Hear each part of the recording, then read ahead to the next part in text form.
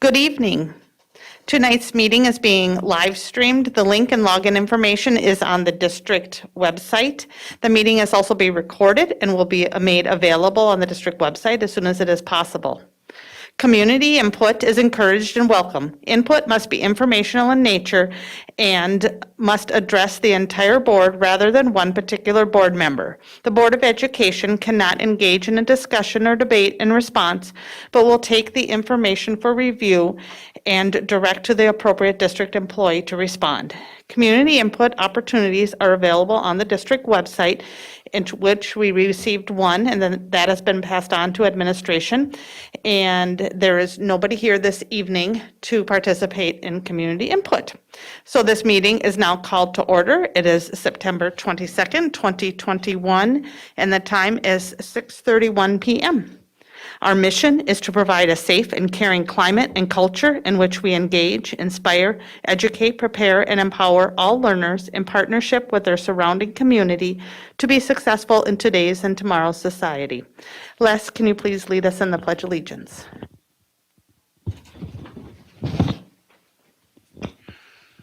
I pledge allegiance to the flag of the United States of America and to the republic for which it stands, one nation, under God, indivisible, with liberty and justice for all.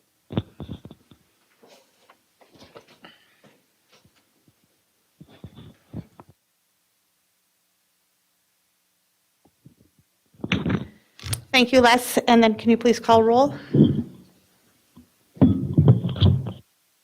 Monica Segura Schwartz, Here. Natalie Ringsmuth, Here. Shannon Hawes, Here. Les Green is here, Zach Dorholt, Al Dahlgren, Here. Scott Andreasen is on his way, I believe. We think so too. The following cabinet members and staff are present at the District Administration Office. Superintendent Willie Jett, Assistant Superintendent of Secondary Education, Dr. Lori Putnam, Assistant Superintendent of Elementary Education, Dr. Mike Rivard, Executive Director of Operations, Gary Ganji, Executive Director of Finance and Business Services, Amy Scalarud, Executive Director of Human Resources, Tracy Flynn Bowe, Executive Director of Student Services and Special Education, Carol Potter.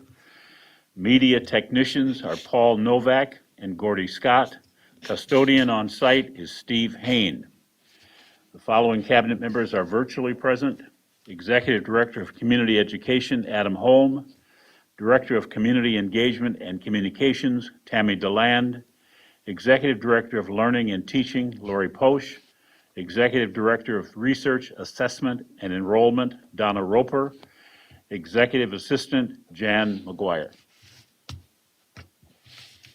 Okay, thank you. Next, I'm looking for approval of tonight's agenda. So moved. Second. I have a motion by Natalie and a second by Al. Les, could you please call roll? Al Dahlgren, Yes. Zach Dorholt. Yes. Les Green is yes. Shannon Hawes, Yes. Natalie Ringsmuth, Yes. Monica Segura Schwartz. Yes. The next up is the consent agenda.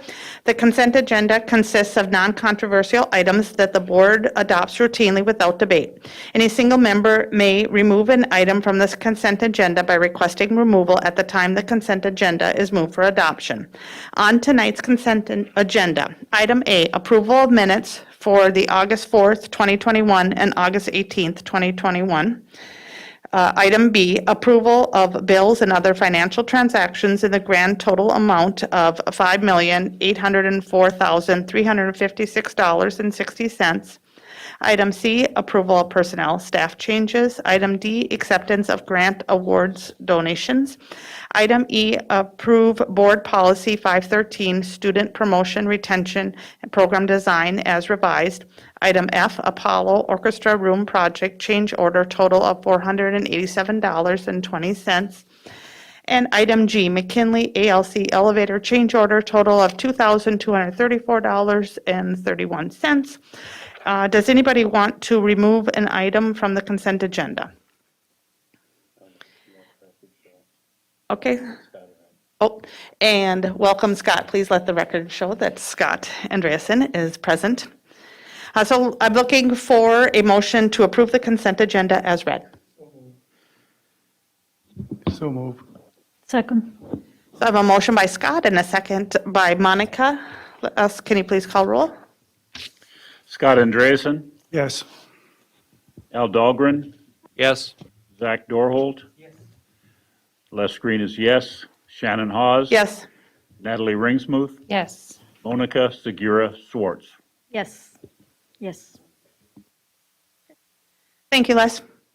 Okay, then first up is we have one informational item. It's the MDHR final report presented tonight by Carol Potter, Executive Director of Student Services and Special Education, and Shannon Avison, Director of Student Services. Welcome. Thank you. Good evening, Chair Haas, Superintendent Jett, members of the board, and community members. We're glad you're all here tonight. So Shannon and I tonight are going to be giving you what we hope to be the final report for the Minnesota Department of Human Rights in our agreement with them that started 3 years ago. And you may recall that Dr. Beisch and Dr. Huff had given this report in the past, and after they had left, we had one more report, a summary report to write for the Minnesota Department of Human Rights, and Shannon gratefully and gracefully took that on to write that report and get that in at the beginning of September. And so we wanted to share with you tonight the results of that report. So our mutual goals that we had set up with the Minnesota Department of Human Rights was always to have a safe learning environment and a supportive learning environment. Every student has an equal opportunity to fully participate in and succeed in a quality education. And the district applies its student discipline policies and procedures in a consistent manner. If you recall, this report is about disproportionality in suspensions. So our ongoing work over the last 3 years has been to eliminate zero tolerance policies. And as you've heard me say in our discipline policy, Board Policy 506, we've talked about that and we have worked to eliminate that language. And then our in-school suspension practices are designed to hold students accountable. So we want to keep students in school whenever we can. And we have designed practices. So our CAP program supports that, in-school suspensions. And then we have fully implemented our positive behavior intervention and support system. We have been noticed district-wide for our skills in that area. And then we have a focus on only suspending for safety-related items. We also have done significant work in our social and emotional learning, developing lessons for all ages across the district. We also have trained staff in conscious discipline, that's district-wide, and trauma-informed practices. We have also developed programs and supports to engage families in our schools at a higher rate. And then we also have made a large and very important focus on our mental health for staff, students, and families, especially after this last year during the pandemic.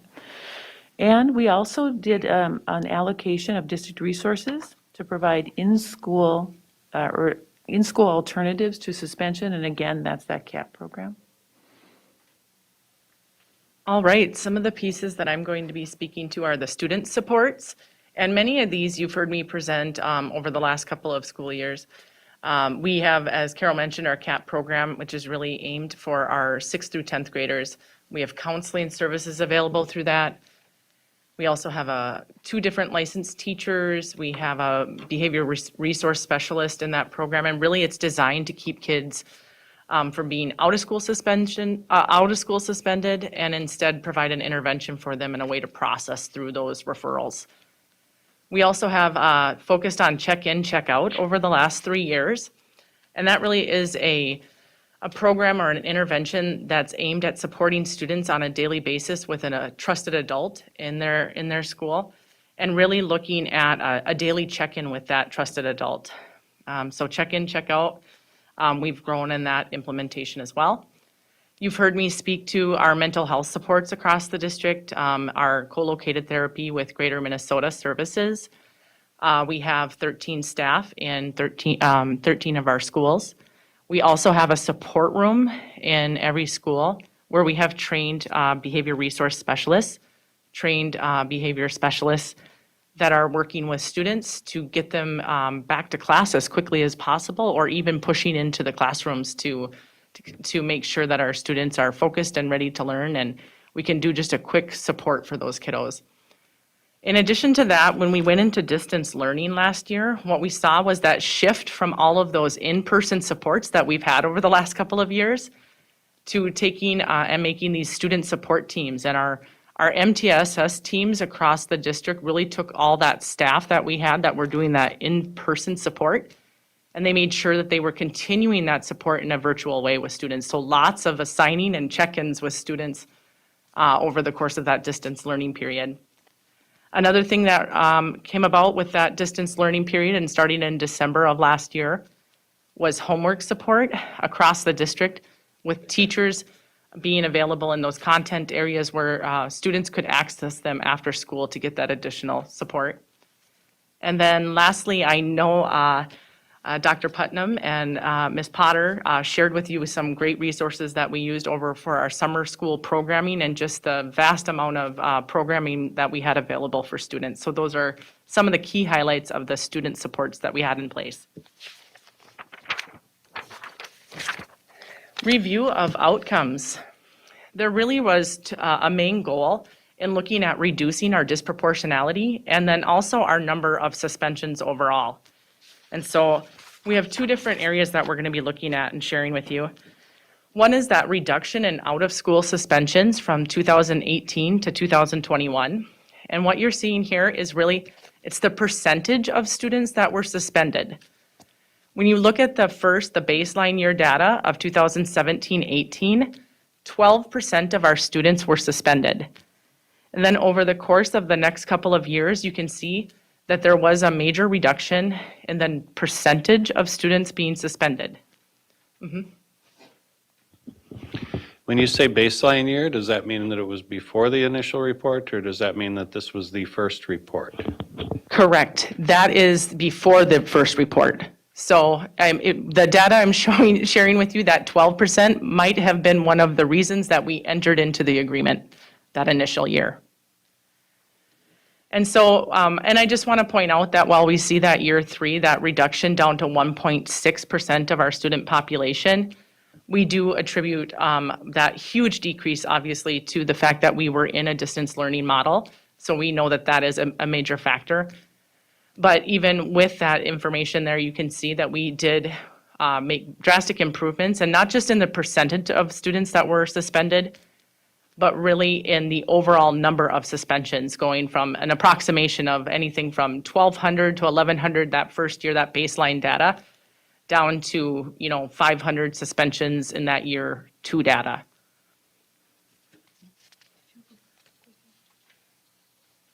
Well, I'm not sure if we're asking questions as you go, or you want questions at the end. It's just fine. You can ask. So, because you're talking about you mentioned before, you're talking about the data and about the drastic reduction of suspensions, but one of the strategies that we're using is that we develop a system of in a school instead of suspension outside.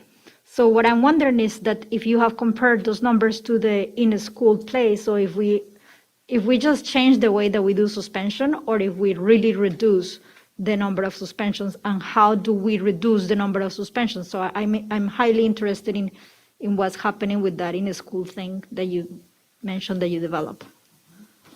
I can speak to, I don't have the CAP data with me, but actually by the Minnesota Department of Ed, we don't have to refer to as our CAP programming as in-school suspension, because we are offering special education services, a licensed teacher, a counselor, and we have our BRS on staff. And so our ratio is very small.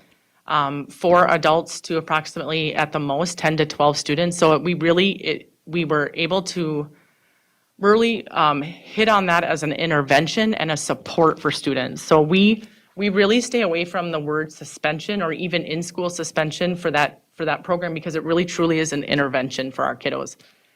The in-school suspension data, I can tell you that I've looked at it the past few years because I support validating our in-school suspension data through the DERS, through Minnesota Department of Ed. So off the top of my head, anecdotally, I can tell you that we have seen also a major reduction in the amount of in-school suspensions that we have too, but I don't have that exact data with me. Shannon, Les wants to jump in here, and then Scott. Yep. Just a point, when we first started this, turn the microphone up, I want to be heard. The point was that when you suspend a child from our schools, they are not in our building, they are not receiving education. It is a detriment to their educational progress. When we stop technically putting them out of the building and moving them to another area where we have specialized people who can help them continue learning, I would suggest we're improving their ability to learn. And that I agree with you. I think we should stop calling it suspension.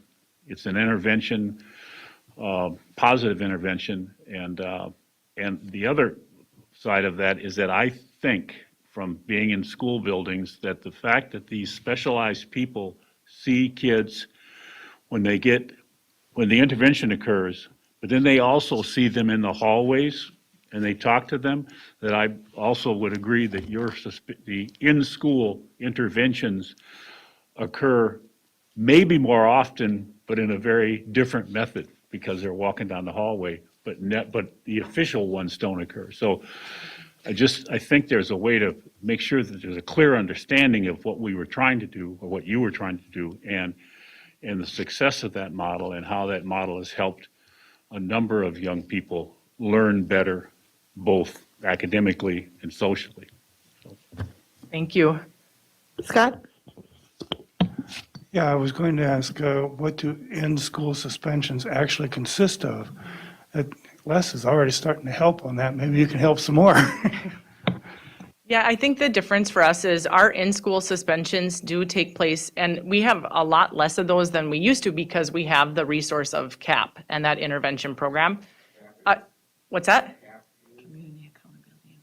Thank you. Community accountability and prevention. Thank you. And so when it is occurring in the building, in school suspension, it's, any time that a student is out of class for more than half their day. And what we really have seen, like you attested to, was the fact that we have Schoology available and a lot of those lessons available. We don't see that that's being, our students are getting at least access even when they're in that in-school suspension to their Schoology coursework, and they're usually getting a trusted adult, someone they know, like you said, who is able to support them with that learning while they're in there. But like I said before, we have seen a pretty drastic reduction in the amount of students that are even getting that in-school suspension. And additionally, the other thing about the CAP program that I failed to mention before that has been a really good resource has been the use of Conflict Resolution Center in the past few years. And what they're doing is they're really mediating conflict between students. They're also assisting in that mediation of conflict between maybe a staff member and a student to make sure that we repair the relationship and get those students back into our schools in a way that they're ready to learn. So that has been a positive addition with that as well. Les? Going again. When I was subbing at South, I had an interaction with a young man who was almost my size, and we were sparking badly. Had to call the intervention people. A week later, same situation. What then happens is that instead of sparking more, the intervention people, I called them immediately, okay? And it resulted in no whatever. The point of this is that a year later, I saw him at a basketball game, and he came up to me and said, Mr. Green, how you doing? How you doing? Okay, so it does create a different end, I think, in terms of the staff and whatever. Now, and the reason for that is that, I don't have the skill for de-escalation of all that stuff in a classroom. The people we hired do have that skill, and whatever he was talking to him about in there sort of changed his attitude about me, I think, because I felt very good about I saw him, and he came up to the bleachers and said hi, so I think Thank we're you. doing some good stuff somewhere. Yeah.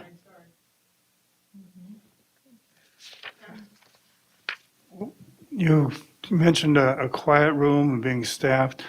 What kind of training do the people in this quiet room have? Our BRSs, or Behavior Resource Specialists, have a 4-year degree in a related field. In addition to that, our BRSs and the BSSs, Behavior Support Specialists, who have a 2-year degree or more, they are getting monthly training with Jack Peterson, who I work really, really closely with. And really what we're doing is we're pulling that team together. And we've done some of the conscious discipline, learning about the brain states, some strategies and skills that staff can use to de-escalate and to support students. So those are part of the trainings that they receive. The trauma-informed, those are another piece that they also receive. But really, I think the piece that they tell us they appreciate the most is the opportunity to come together and to problem solve various things that are going on in their schools and how they can better support students. So we do that monthly.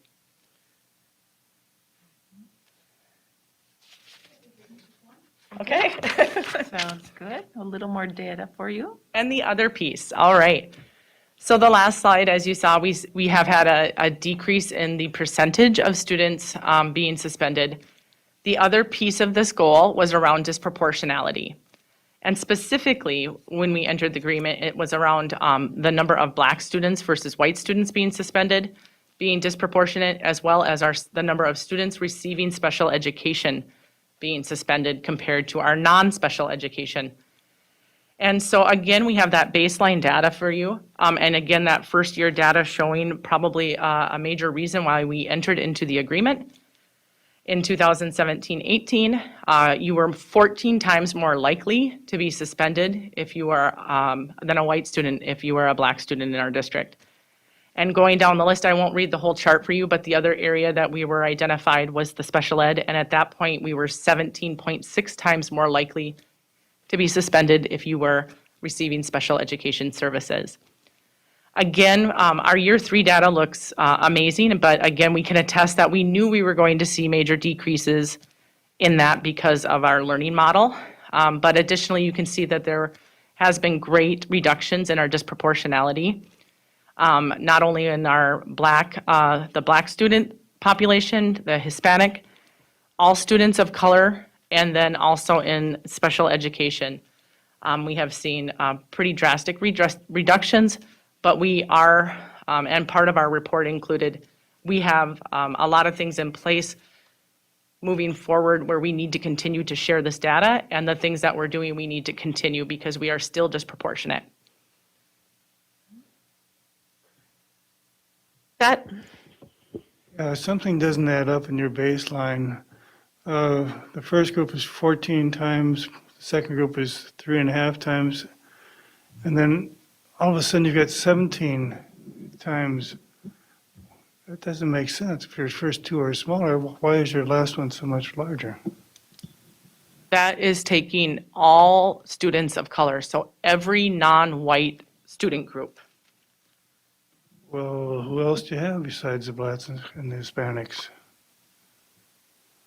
We have Native American, and anybody else. We have our, I don't know which ones we have subsets for, so I'm trying to make sure that I'm speaking. Yep, thank you. So some of them we have subsets for and some of them we don't, so I want to make sure that I'm speaking correctly.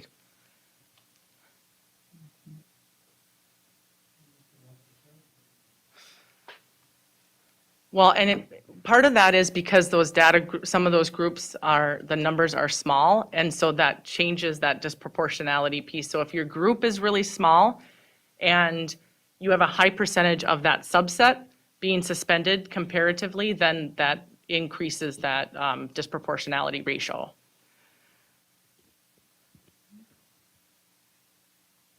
okay. That'd be overall, isn't it? Overall not just subset to subset influencing all the others. It doesn't add up. Looks like it's 0.1 to me. Les, were you jumping in? We might ask our research and person Yes. to. That's what I would defer to her, of And course. she is waiting I in think the, it's very rational to have overall and for it to be a different number than these two combinations, but I can't explain it, but I know that she can. I'm going to be honest, Les, I cannot either. So with that, as I'm looking at the screen, Donna, good evening, and can you help shed some light on this one? Sure. I would be happy to. Can you hear me? Yep. Thank you for the question, board member. I'm sorry, board members, thank you for the question. What you're looking at is a comparison of the likelihood of student groups to be suspended, and that likelihood is calculated based on risk ratios. And so, I don't want to get too far into the weeds, but just to explain what we do for each student group is we look at the number of out-of-school suspensions, and we compare it to the enrollment of that student group and create a ratio. So we create risk ratios, and then we do the difference between the student groups. So for all students of color, we used the American Indian student group, the Asian student group, Hispanic student group, African American student group, and just compared those to the white. And so it is a little bit higher, but it's just, I think that Shannon did a nice sort of analysis of that. In our American Indian student group, the risk ratio is quite high, and yet it's a small population, and I'm not trying to discount it. It's just that is impacting the overall what you're seeing for the students of color. None of these numbers should add up, by the way. That's not how you want to look at them. They're calculated strictly within each student group, looking at the risk, and the likelihood is calculated by comparing risk ratios. So I probably just confused everybody. I think the point of the numbers are not supposed to add up. Right. Correct. It's pretty Yep. important. Thank you, Donna. Thanks, Donna. Any other questions? okay, we just have one summary slide left for you. Okay, in summary, we have increased our supports for students to help us make all the reductions in suspensions. We've increased supports for staff, so we've done lots of training for staff in conscious discipline, trauma-informed care, et cetera. We've decreased disproportionality for specific student groups, and we recognize that we still have more to do, especially in that special education category. We reduced rates of suspension for non-safety related offenses. And so in the past, we had been doing out-of-school suspensions for things like non-compliance. And so we're not doing that anymore, only for safety related offenses. And then we reduced overall suspension rates for all students, and our first data slide showed that. And we have continued and improved data analysis and support for students and staff. So as you just heard Donna describe, those are the kinds of things that we're looking at regularly. So how do we continue to decrease our suspensions? And then we also, as Shannon mentioned, continued support for alternatives to suspensions. So what does that look like? The CAP program, being creative in schools for programming so that we can keep kids in school where they should be learning. Now, do you have any more questions on the summary? Does. It's kind of a question. There's three questions. Okay? One is, if you were to be asked in a room like this or any other room in St. Paul, how would you rate the district's performance level in managing this situation? In managing the decrease of suspensions, how we've done that? Yeah, the thing that created this said we were doing something that we shouldn't be doing, whatever, however they want to put that. But the point is that we then responded to it. And if you were to compare our response to a standard that you could put together, how would you say what would you say about our response? Right. How do you feel about it? Yeah, I think that we did a really nice job of first bringing it to the attention of our administrators who are doing suspensions and discipline on a regular basis. And then I think we did a really nice job of putting things in place, training for them, so, for alternatives to suspension. And so the process itself, I feel, was really good. I feel like we've provided supports for students across the board, increased their social emotional learning, conscious discipline, all of those pieces that we've been able to provide for teachers and administrators. So, if I had to rate it on a scale of 1 to 10, I think we did a pretty good job of doing that. So I might say an 8.5. I think it's important for you to articulate that, so that we're all on the same page about what we would say publicly about how you think about what we've done.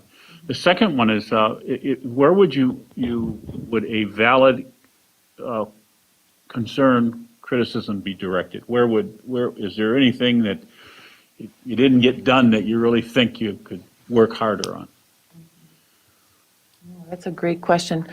And, the data indicated that our students with special needs, we're still disproportionate in that area. And I think that's where we have to put our focus moving forward.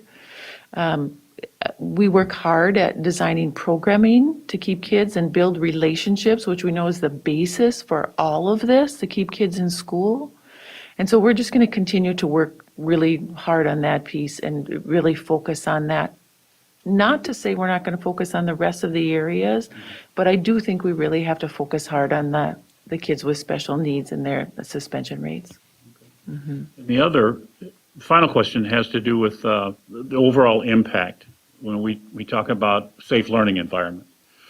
When we are able to reduce the incidence of children being out of control, does that, I don't know how we can put a number on that, but it would seem to me that should make the place safer in terms of creating the safe learning environment. Would you agree or disagree? I would highly agree that that's the case. Every incident or offense that occurs in our school community affects not only that student for what's going on, but everybody who is around that student as well. And so I would agree. By decreasing overall incidences, it makes for just a higher sense of belonging to the community and a sense of safety for other students throughout the day. I would agree highly. This is impressive, I think. So that's why I asked the questions, make sure I was not off based on that. Thank you. And Dr. Green, too, to speak to that piece of that rating scale, I would say a testament to that is we were asked to present at MASSP secondary level on a lot of the pieces that we presented, all these student supports and the alternatives to suspensions. And our room was packed. And so that speaks to it. We have other administrators in schools that were reaching out, asking us what we were doing around this work. So that speaks to that as well. And proud of the work. I'll just add one more piece to that. So our local collaborative as well, one of the pieces I described at our local collaborative meeting was our student support rooms. And then several other districts jumped on and asked, how do you do that? What does that look like? How do kids enter that student support? And so that was another great feeling for us to know that, other people want to grab onto that too. Al? I will agree with Les that the work that was done was phenomenal.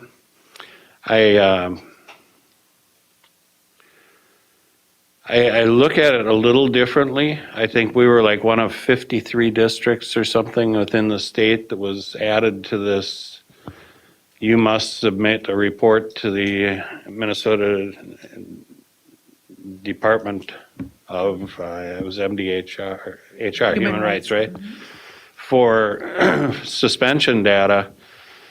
And we were put on that list. I don't believe that we were put on that list because we were doing something wrong or doing something wrong differently. I think we were suspending kids the way that every district throughout the state suspends kids. We had different subsets, racial subsets, that they could compare.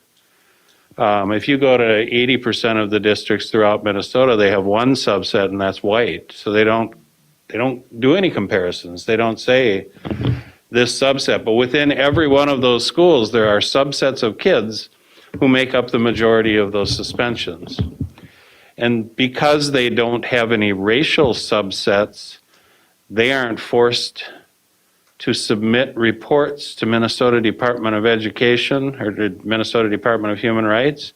And therefore, they aren't being asked to go out and create support programs to deal with differing suspension rates.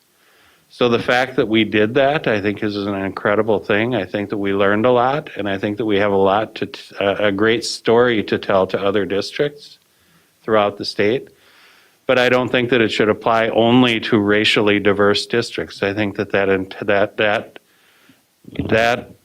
process should apply across the board to all districts. And all districts should be dealing with suspensions in the same way that we have, but great job. Oh, I was going to ask you, is there a communication we get back from MDHR that we're done with this, or is this just something we hope they don't come back to us next year and say they want another report? They do provide us with a feedback summary, but they have not done that as of yet. Okay. Monica, did you have anything else? So yes, I have some questions. I actually like this report a lot, so I'd like you to come next year with another report. Because this is very cool. I want you to speak about, can you put that slide back, please, the last one? No, the conclusion one. Oh, this summary? Yeah, the summary, yeah. So you have increased support for students, increased support for staff, decreased disproportionality in specific groups estimate. So I kind of wanted the story behind the things, because I don't get it just with the narrative. So the one thing that I see through that is that there is just one line that is about staff. So I wanted to understand more what you're doing with the staff. Like what are you doing with the staff? I don't really know. And then I wanted to understand what is conscious discipline, because you mentioned that. And I have another couple of questions, but let's start there. Start and you interject? Sure.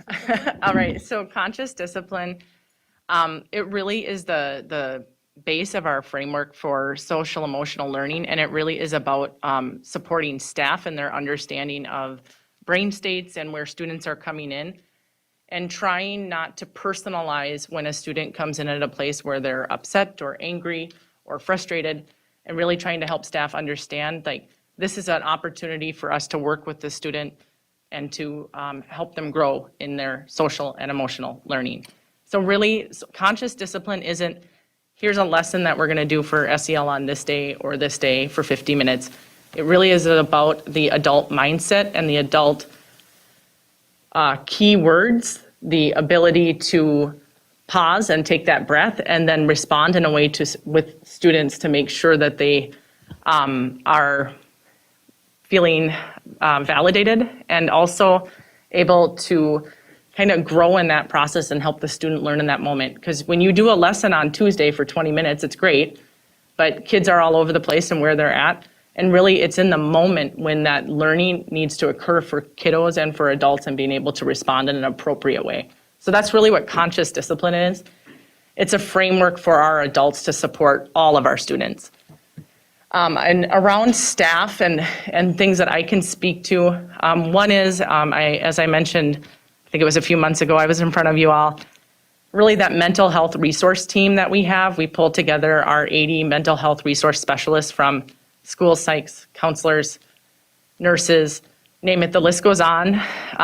Really trying to pull that team together, at least bi-monthly, and give them resources and supports that specifically speak to the challenging work that they do. So that has been a key piece that we're going to continue into this year, making sure that our adults that are working with students around any type of mental health, social work, any of those pieces really have the skills and the capacity to do that work. So that's one that I'm really passionate about. Another piece that we've done is especially taking advantage of that distance learning that we had, and we had a time to work with our non-licensed staff around a lot of these areas. One of those including a program called Cognito, where we're actually having staff do simulations with challenging conversations with students. We got a lot of great feedback that was really valuable. And so it's those types of opportunities and pieces, making sure that not only our licensed teachers, but non-licensed staff are getting those opportunities to learn and grow in ways to support students.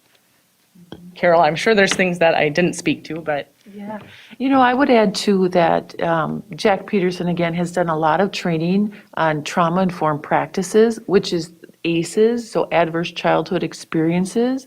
So if we can teach our staff about ACEs and our students that have experienced ACEs, and how do we direct our conversation with kids knowing that they've experienced some kind of trauma in their life, it has been extremely helpful.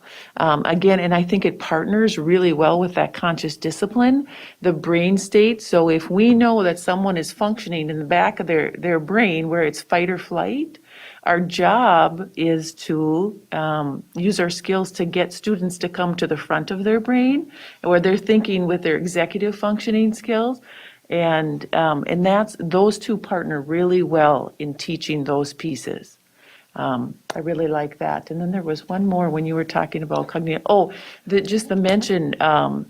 Shannon and our triage therapists organize a very large group of about 85 staff members, social workers, school nurses, school counselors, mental health staff. We invite our Greater Minnesota mental health staff in as well.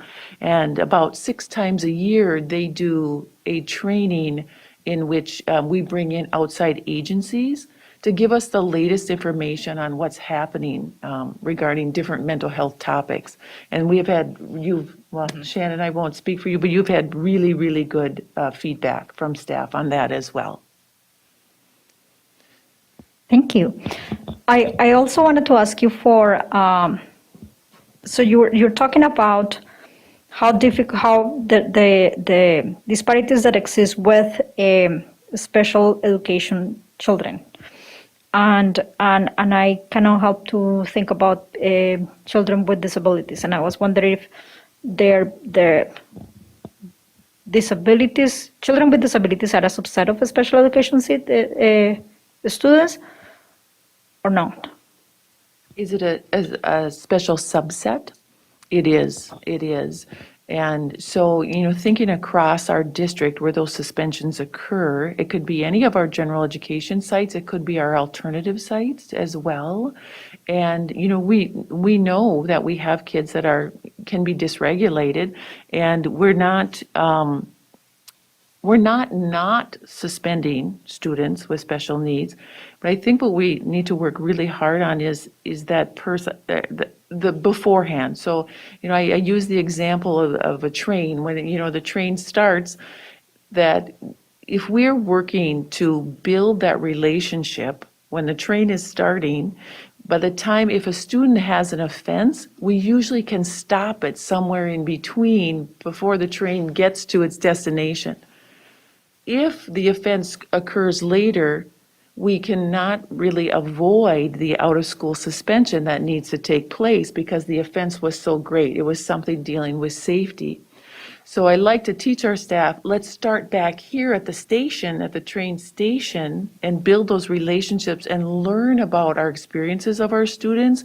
So what have they faced already? What trauma are they coming to you with? How are they showing up every day? When they come to our school door, what is it that they're bringing with them? And so if we can learn about that and know about that and talk with kids about that, we might not get this far down the tracks where we have to suspend. And so, we continue to have work to do on that, absolutely. So the other question that I have about that is what support, so I'm picturing students with special needs or students in special ed in a group with regular students. So I'm wondering about what, if it is part of this intervention, what do you teach to general students about? Like, we already touched about the staff and how the staff should be managed and understand how students show up. Do you have anything for other students to understand how other students show up? Yes, and so, for example, I think what you're asking is if a student with special needs who may become dysregulated is participating in a general education class. Is that what you're asking, Monica? What I'm asking then- is, but that's not the question. The question is, if a student that is dysregulated is participating in a general education class, what have you done with the other students that are in that general education class so they'd react more appropriately? That's a great question. And I will say it depends on the disability of the student. And so sometimes if we have a significant disability, we'll have perhaps the parent come in, we'll have the special education case manager come in, or someone who is a specialist on their team, maybe an OT, a PT, a speech pathologist, for example, or a nurse perhaps, to come in and talk about what that disability entails and what that may look like for the rest of the class. We've had really good success doing that with kids with significant needs. I think our more challenging area is kids with emotional behavior disorders. And when they show up in a classroom, and they belong with us. And so it's unpredictable, it's more unpredictable when a dysregulation would occur. And so it would be teaching for that teacher, training for that teacher to say, what does that look like as well? The case manager might teach that person, an administrator might teach that person, and again, a related service person perhaps. And so there is training that does go on in order to do that. So for the students, though, you asked about the students as well. That training in particular, it's really going to be based on if that student is comfortable having their story told. And sometimes the student will say, yep, absolutely, I would like my classmates to know that. And I would say that happens more in elementary than it would at secondary. Secondary, you won't see that as much. And so it really would be dependent upon the student if they're willing to share their story. Does that answer that, Monica? Yeah, thank you so much for that. So the last question is that my first question, and going back, I wasn't joking, I would like you to bring this back. So I have a comment for that, but I'll hold up. so maybe that's the answer, because I was wondering how is this part of the strategic plan, or where does it go for future requests? So it's a simple answer for me, and it's something that I believe Dr. Green and Al were alluding to, being that they've been on the board for a while. MDHR. We don't need MDHR to tell us what and how to do what we do. This is something that as a staff, as an administration, we examine at all times. We didn't need to necessarily report that to MDHR or to jump when they said how high.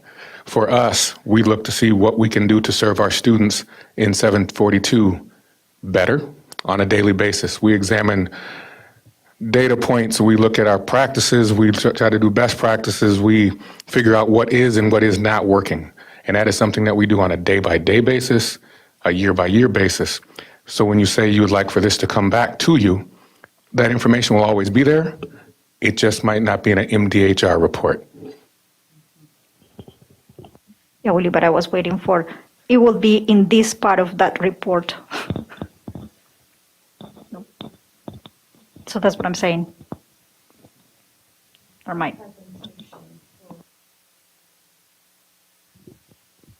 We can have that discussion at Achievement and Integration Committee, because as a staff, we talk, discuss this in the beginning of the year with our administration and principals, and they have that kind of conversation with our staff. But like I said, we roll through this all throughout the year on a daily basis. And so as a board, if you would like for this to come to you in a specific way, we've known now for the last few years that it's had to come to that it's MDHR. And so we've just included it in MDHR. But if we're not doing MDHR, if the board would like to see that at some particular time, I would recommend that during achievement integration, we have that conversation so that can be part of information in the future. It has been part of school reports. Each of at least in the high schools and junior highs, they've been reporting on suspension rates. Okay, we have two more board members that have comments, Natalie and then Zach. Willie stole my thunder. I was going to say that we should talk about this in achievement, integration, and equity. We try to do things on a yearly, like an annual basis. So that was my hope as well, that we could have this on an annual or biannual basis. What I feel like is missing, and I don't know if this is possible or not, but I would really like to see free and reduced lunch versus non-free and reduced lunch as well as something that we track, just because of the dysregulation that happens when you're living in poverty, can happen.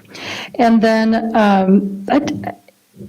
it seems to me to be obvious that there's a direct correlation between out-of-school suspension rates and lower MCA scores, so I think that that's the main thing that I'm taking away here, that I'm super proud of us in doing, is that not every kid has the same home life. Being a teacher years ago, I know that out-of-school suspension wasn't something that some kids really even wanted to do. They didn't want to be home, they wanted to be at a safe school.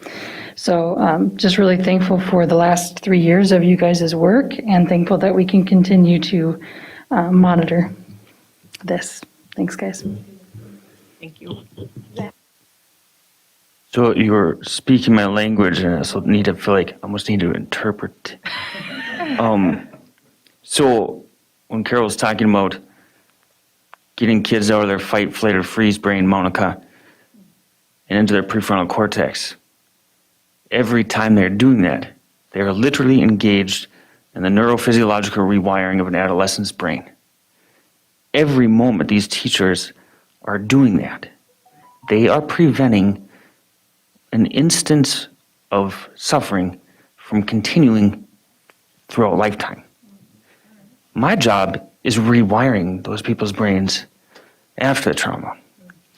And it's incredibly difficult. It takes years and years of therapy. You are helping reduce my future client load. Seriously, what they're doing, the training our teachers are getting here, one, we're ahead of the curve. When Willie said MDHR doesn't need to tell us what to do, because we are ahead of the curve. It's amazing. Natalie said, we are addressing the biggest problem, which is our teachers do not get to control what happens when our kids go home. So we are back to what I believe is our biggest philosophy. You have to meet the kids where they're at. And I never got OSS, but I got ISS.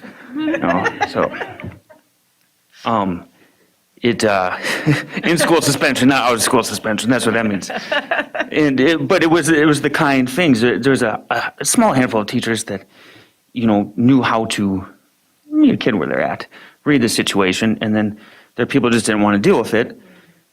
They kept putting the kid in the corner, putting the kid in the corner, putting the kid in the corner.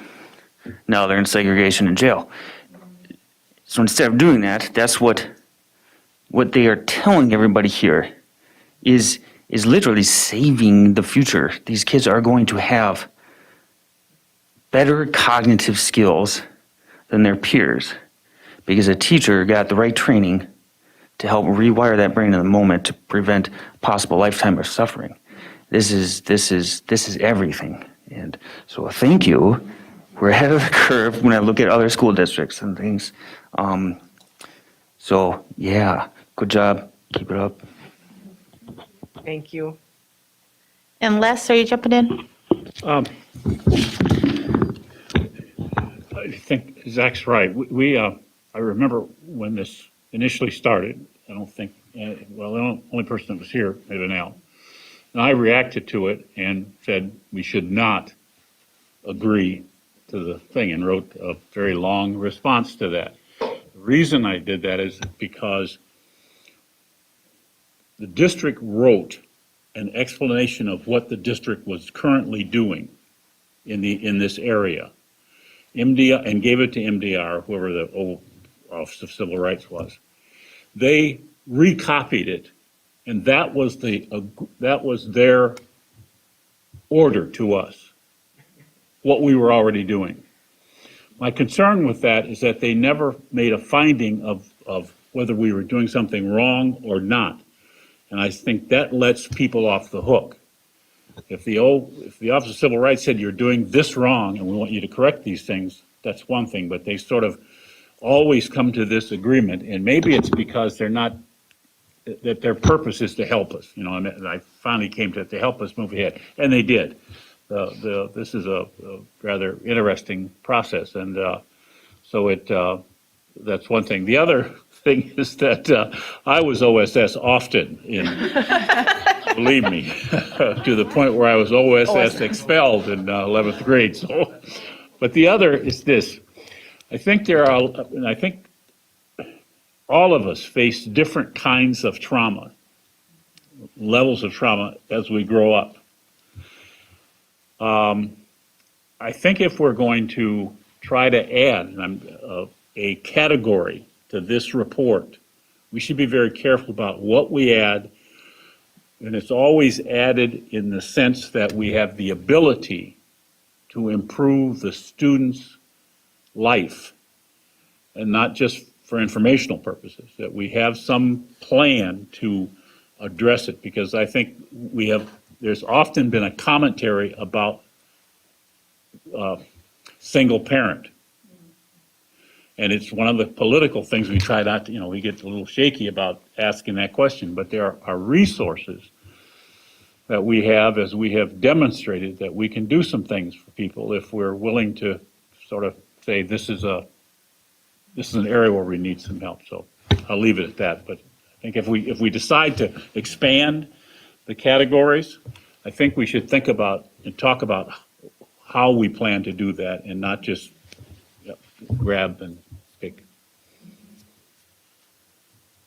Thank you.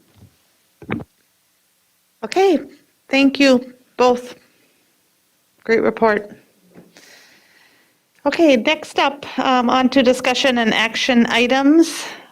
First up is an action item, review and approval of tentative contract agreements, presented tonight by Tracy Flynn-Bowe, Executive Director of Human Resources. Thanks for waiting so patiently back there.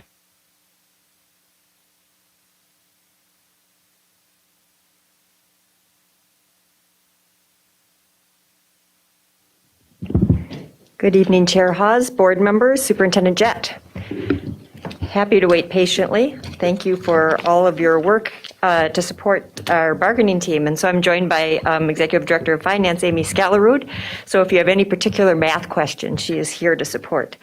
I'll start with just a review of the process that you're aware of. The board authorized a bargaining budget, and then bargaining commenced with all of our bargaining groups about a month ago. And I should say commenced with all of our non-licensed bargaining groups and our teachers about a month ago. We were able to make really good progress with our non-licensed groups. And what I'll be reviewing with you tonight is tentative agreements with 6 of those groups. And after reviewing each of those outlines of their tentative agreements, we'll be looking for a motion to approve those contracts. So I will start, and you all have these packets in front of you. I'll start with the bus drivers.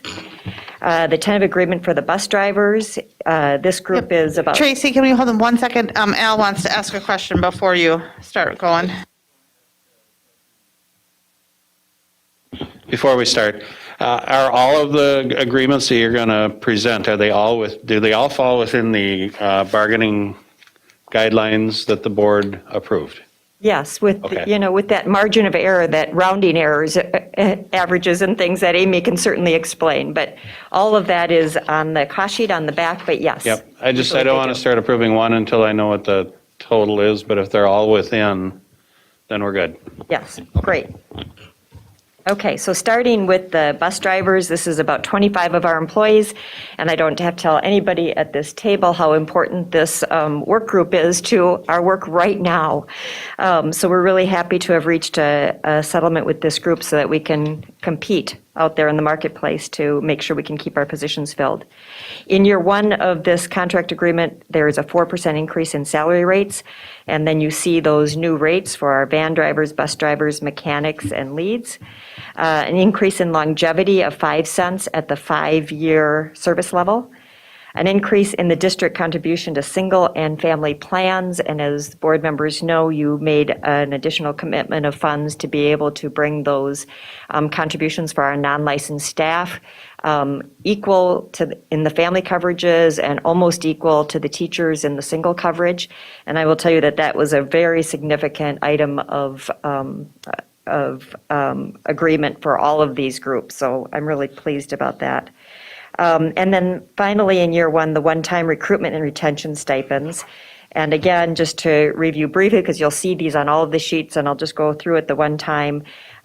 We've agreed to have a $1,500 per employee recruitment and retention stipends. The details of those are laid out the way we've talked with them, with the board and the groups. But those are prorated during the year. 25% of those after the first trimester, 25% after the second trimester, and 50% at the end of the school year in order to encourage people to stay all the way through the school year, and in total also to recruit new staff to the school district. So I think that was also, while that's one-time money, it was really a significant piece of these settlements. In year two of the bus driver's contract, we have a 2% increase in salary. Again, you see those new starting rates that apply with those percentages. An increase of 5 cents on each of our longevity levels at 5, 10, and 15 years of service. And again, the recruitment stipends in year two, the one-time money funded with COVID funds. The total 2-year cost of this package is 8.59% without the one-time money coming from the COVID funds. And when you include the one-time money, the percentage is 17.83%. On the back of all of your summary sheets are the cost sheets. And I won't go through those in detail, but if anybody has any questions, Amy and I would be happy to review those. I think the one thing that you'll see on a couple of these is additional funds.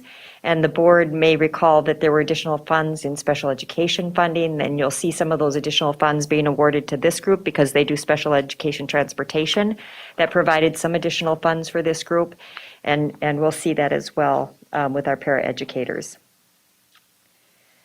So I'm looking for a motion to approve the contract with the bus drivers. I should say that Chair Hawes is our board member on this group. I'll motion to approve. Second.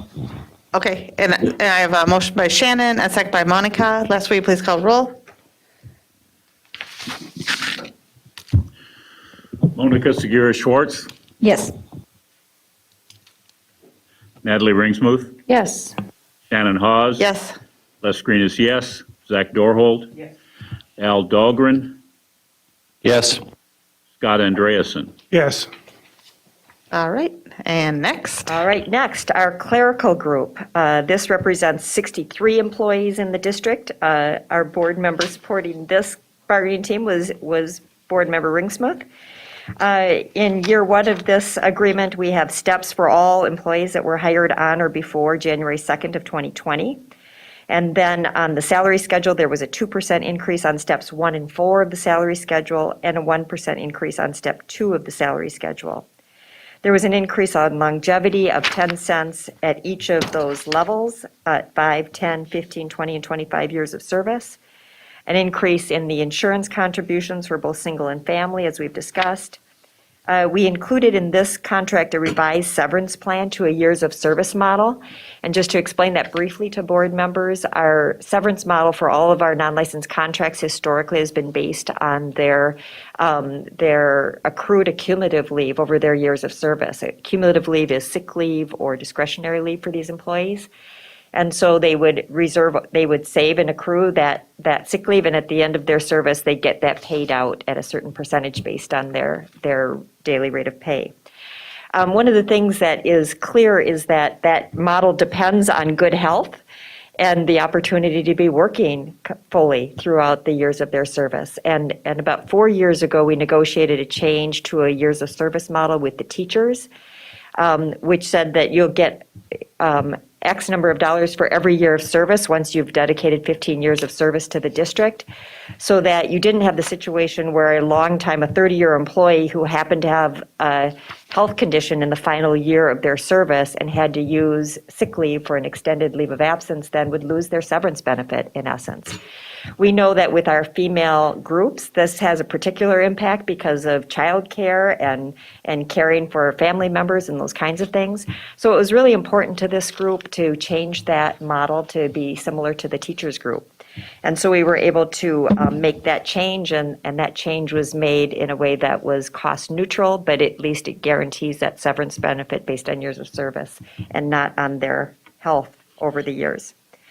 Then last thing on that year one is the recruitment and retention stipends. In year two, it includes steps for employees hired prior to January 1 of 2022, a 1.5% increase on the salary schedule, a 5-cent increase on all of those longevity levels, and again, the recruitment and retention stipends in year two. Total 2-year cost of this contract is 6.07% without the COVID funds and 12.96% with the COVID funds. Cost sheet again is on the back with all of the details, and I'm looking for a motion to approve a contract with the clerical group. So moved. And do I have a second? Second. I have a motion by Natalie, a second by Al. Les, can you please call roll again? Scott Andreasen, Yes. Al Dahlgren, Yes. Zach Dorhold. Yes. Les Green is yes. Shannon Haas. Yes. Natalie Ringsmuth. Yes. Monica Segura Schwartz. Yes. Okay. Okay, next we have the nutritional services agreement. This is about 102 employees in the school district, and Dr. Green was the board representative on this group. In year one of this contract, there were steps for step-eligible employees, a 1.5% increase in hourly wages for all current employees, a 5-cent increase in longevity, again at the 5, 10, 15, and 20-year steps. We added a 25-year service step. We increased the insurance contributions, as we've discussed with the other groups, and the one-time stipends for all employees of this group with the COVID dollars. You see the new rates there that would apply for base rates for all of those positions. In year two, we have steps again for step-eligible employees, a 1.5% increase in hourly wages. We added a 403B matching program for employees in this unit that work 4 to 6 hours a day. All of our other benefits require to be benefit eligible that you work 30 hours a week or 6 hours a day. This particular group has about 50% of their group only work 4.5 hours a day. And so because of the structure of the group itself, they are never eligible for that matching benefit. So only for this group, because of the structure of their group, we added that benefit level for matching in the 403B retirement plan for those 4 to 6 hour employees that wouldn't otherwise be eligible for benefits. We also included the recruitment and retention stipends again for this group, and you see again the new starting rates. As you review these new starting rates in all the contracts, it was important for us to be really consistent with getting our base rates for any employee of the district at $15 an hour or higher by the second year of this contract, and you'll see we've achieved that with all of these groups. So the 2-year cost of this contract is 6.50%, and with the COVID funds, that comes to 18.91%. And I'm looking for a motion to approve the nutritional services contract. So moved. Okay. And do I have a second? Second. I have a motion by Les and a second by Scott. Les, could you call roll again? Shannon Hawes, Yes. Natalie Ringsmuth. Yes. Monica Segura Schwartz, Yes. Scott Andreasen, Yes. Al Dahlgren, Yes. Zach Dorhold. Yes. Les Green is yes. Okay. Okay, next we have the paraeducator contract. The paraeducators of the district are about 290 employees. This is our second largest bargaining group in the school district, second only to our teachers. In year one of this group, you see new starting pay rates for student support pairs, childcare, and clerical pairs at $15 an hour. Our instructional or SPED paraeducators at $16.75 an hour, and our health paras at $19 per hour. All employees that are currently at or below those new starting rates would get a 1.5% increase in their hourly wages. We added an increase in longevity steps at the levels that you see at the 5, 10, 15, 20, and 25-year steps. There's an increase in the insurance contributions again, like all of the non-licensed groups, and the one-time retention and recruitment stipends for all employees. In year two, those starting rates go up again, so you see at the student support, childcare, and clerical, $15.20 per hour. At the instructional and SPED classifications, they move to $17 per hour, and at the health para level, it's $19.20 per hour. Again, for anyone below those starting rates, they would get a 1.5% increase in their hourly wages, an increase in longevity levels, as you can see at the 5, 10, 15, 20, and 25-year levels, and then again, the recruitment and retention stipends in year two of the contract. The total 2-year cost for this contract is 8.61% without the COVID funds and 21.21% with the COVID funds. And again, this is another group where the board dedicated additional resources to be able to raise these rates so that we can compete. Bus drivers and our paraeducators have been our hardest groups to keep our positions filled, and so I'm hopeful that the increases in these rates will really help us address that dilemma. So I'm looking for a motion to approve the paraeducator contract, and Board Member Dorholt was the board rep on this contract. And do I have a second? Second. Okay, I have a motion by Zach and a second by Monica. Les, could you please call roll? Zach Dorhold. Yes. Al Dahlgren, Yes. Scott Andreasen, Yes. Les Green is yes. Shannon Hawes. Yes. Natalie Ringsmuth. Yes. Monica Segura Schwartz. Yes. All right. Okay, next we have our sign language interpreters. This is a very small but important group of employees that provide services for our deaf and hard of hearing students. This is 6 employees of the school district. This is another critical position that when we can't fill these positions, we have to contract with outside agencies for. And so some additional resources were dedicated to this group coming from those contracted fees that are much higher than the rates that we pay our own employees.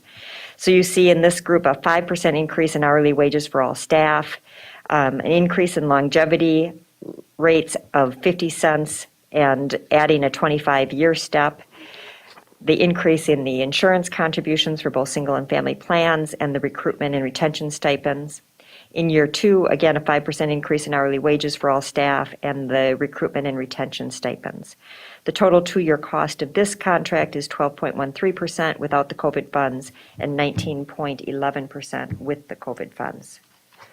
Looking for a motion to approve this contract, and Board Member Hawes again was on this team with us. And I'll motion to approve. Can I have a second? And then Al has a question. Second. What Al? are the starting rates in this group? Do you know? Yep. It's not listed on here. Are they on the back? There? Oh, yep, I see them. Bottom, Amy middle. put them on the cost sheet. So Okay. there'd be $28.11 in year two for the non-certified interpreters and $32.44 for certified interpreters. The interpreters in this group require 4-year degrees and certification, so their rates look a lot like a starting teacher. When we contract for these, what is the rate that we? We're typically for contracted services paying anywhere from $60 to $100 per hour.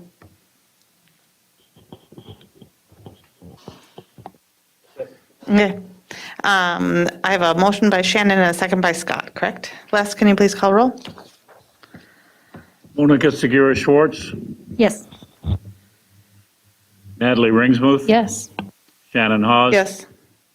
Zach Dorholt. Les Green is yes. Al Dahlgren. Yes. Scott Andreasen. Yes. Okay, next. And the last group that I have to present is the non-represented hourly employees. I'll be clear to board members that this is not a bargaining unit. These are non-represented employees. It is a group of positions from across the district in a variety of both 10-month and 12-month positions. And one of the reasons these groups are non-represented is because they don't share a commonality of interests as the other groups do, where their group is all the same work, And so, again, there are a variety of different positions in this group of employees, and it's about 141 employees across the district. We don't bargain with this group. We do all of the bargaining with our other groups, and then based on the bargaining that we do with the other groups, we try to make sure that we're applying the benefit of that bargaining to our non-represented employees by making sure that we're giving them something that's equitable with what we've done with other groups. And so for this group, we have we're proposing to the school board that we do a 2.5% increase in the hourly wages for this group, that we increase longevity levels by 10 cents at the 5, 10, 15, 20, and 25-year service levels, that we again increase the insurance contributions for single and family plans, equivalent with the other groups, and do the one-time recruitment and retention stipends. We also are proposing to eliminate lane 56. That's the lowest compensated lane of these guidelines, and we currently have no positions in that lane of the guidelines, and the compensation is extremely low in that lane as it's been rated previously. So we're proposing to remove that. In year 2 of the guidelines, we're proposing a 2.75% increase in the hourly wages, again, a 5-cent increase in all of the longevity levels, and the recruitment and retention stipends for all employees. The total 2-year cost of this proposal would be 6.07% without the COVID funds and 14.31% with the COVID funds. I'm looking for a motion to approve the proposal for increases in wages and benefits for the non-represented employee group. So move. Second. I have a motion by Scott and a second by Al. Les, Monica, do you have a question or comment? Yeah, I have a question. What is the lane 56? So this contract historically has had 6 lanes, and the lowest lane of that was lane 56. And we used to have some positions that had been rated at that very lowest level.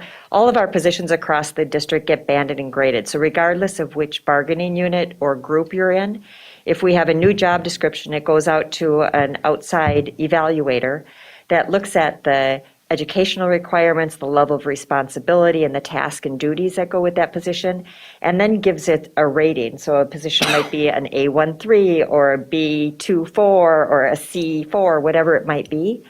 And then those ratings tell us which lane in each agreement the position should be placed in. And that's particularly been important for the non-represented group because there's so many different positions.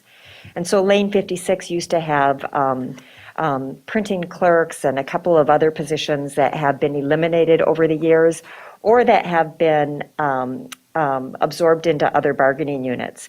And so if the work of some of those positions over the years has looked like that's actually clerical work, then that position has left the non-represented group and has been placed into the clerical group or the para group, whichever group it was properly situated in. And so over time, there just are no positions right now in that classification. And the pay level in that classification is relatively low compared to all of our other agreements. And so if a position was created that had that rating, it would just go in the next highest band on that non-represented grid. Thank you. Yeah. And Tracy, Les has a question. Maybe the significance of it being lane 56 as opposed to lane 1, or why is it 56? You know, that would be something that I think was established about 85 years ago, and I can't tell you that I know the history, because Amy asked me that, why are those numbers on there? I said, I don't know, but that's the way they've always been rated, and so I would have to do some deep research, Dr. Green, to find out where those numbers came from. 1 through 55 looks like. They go 56, 61, 65, I'm not sure. Thank you. So it's random. Right. Okay, so we have a motion and a second. Les, can you please call roll? Monica Segura Schwartz, Yes. Natalie Ringsmuth. Yes. Shannon Hawes. Yes. Les Green is yes. Zach Dorholt. Al Dahlgren. Yes. Scott Andreasen. Yes. Okay, thank you very much. We'll continue bargaining with our custodial group, our teachers, and all of our salaried groups, and hope to be back with you soon to approve those contracts. Thank you. Thanks, making good progress. Okay, and Amy's staying here. Next up, we have another action item, ESSER 3 spending plan, presented tonight by Amy Scalarud, Executive Director of Finance and Business Services. Thank you. Good evening, Chair Hawes, Superintendent Jett, members of the board. So this is a conclusion, if you will, of a number of presentations over the last few months where we've been talking about our COVID plans and our COVID funds that we've received. By no means is this the last that the board is going to hear. We have, as you all know, a significant amount of funds and quite a few years to spend them. So we'll be continuing to give updates. But this is really the final step prior to us submitting our ESSER 3 application to MDE for approval. That application is due by October 1st and is really intended to serve as a preliminary spending plan. MDE acknowledges that there's a lot that could change. We may have unforeseen needs. We may have things that we plan to spend funds on and then can't for logistical reasons or inability to hire and fill positions or whatever that might be. But this is, at this point in time, what we as District 742 would anticipate using those funds for in a preliminary allocation of resources. So as a reminder, we're talking specifically about the ESSER 3 funds. In total, the ESSER 3 funds are $31.4 million. And of that, about 25.1 is what we would consider flexible funds that can be spent on any COVID-related or instructional type need. And then 20% of those funds, which is about 6.3 million, is restricted and must be used for activities that specifically address the academic impact of lost instructional time. And funds are available to be spent through September of 2024, which essentially gives us 3 school years to spend the funds. I am not going to go over all of these specific positions. We went through kind of all of the intended uses of funds at the last meeting, but this does outline the number of FTE that are associated. That was one of the questions last time, and the dollar amounts that are associated with each of the proposed spending items. So what you see on the screen right now are the specific academic supports that are budgeted. Again, these amounts are cumulative 3-year totals, and so about a third of that generally would be in each of the 3 fiscal years. So total academic supports are about 18 million. So about 60% of our total ESSER 3 funds are really direct, or at this point planned to be spent on direct instructional academic type supports. The one thing I will point out is just that first line there, the offset and compensatory revenue. This assumes a worst case scenario that we don't get compensatory revenue back. The goal would be that we're having families complete those free and reduced applications, and we would gain some of that revenue back, which would then give us additional funds within our ESSER program to be able to reallocate. The other thing I'll note on class size reduction, which is one of the other largest spending items, you'll see a range of FTE there. That is because just based on the marketplace right now, 11 and a half is what we're realistically thinking based on what we've been able to hire and add or would potentially be able to add for this school year. So 11.5 is what we're looking at for this school year. 23 is what we've tentatively allocated funds for in the following 2 years, again, contingent upon being able to hire those positions. Before I move on, it might be easier just to go kind of slide by slide if there's questions on specific line items within the academic supports. Yes? What is one FTE? So one FTE means one position. Yeah, but how much is it? Like how much does it cost? Yeah, So that's going to vary from position to position. A non-licensed support position might cost 20 to 30,000 per FTE, depending on how many hours a day also. A teacher could be anywhere from 60 to 90,000 with benefits, depending on the educational experience and requirements of that position. So that's, like I said, really going to vary. there. What are you talking about is the value up there? So again, it depends on the line. Most of those are teachers. A principal is obviously with benefits going to be, closer to that 130,000, 140,000. But most of the positions that have been added fall in that 60 to 80,000, about 80,000. Typically, the positions that we're adding are positions that all require 4-year degrees. And so when you figure, based on our salary schedules and where they're coming in educationally, it's going to average about that 80,000.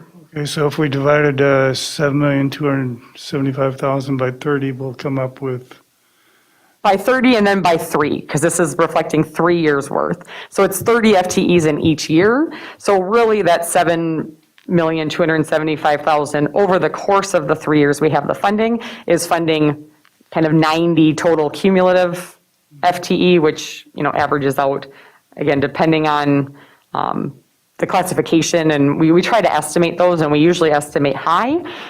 Sometimes we might have people come in less than that, and then as we actually fill positions on paper with real people, we will constantly be updating these budgets to reflect the true cost. At this point, these are all very high-level estimates. So as we kind of true up those costs, there's a high likelihood that we'll end up with additional funds to reallocate because we always estimate conservative. Monica, did you have a question? No, I got it. Thank you. Okay. We're good? Okay. Then the next classification, which again is primarily positions that aren't directly academic or classroom supports, are listed here. There's some counseling and mental health, as well as nursing and traditional health supports, as well as some other operational support positions. Are there any questions on any of the specific positions in these other non-academic supports?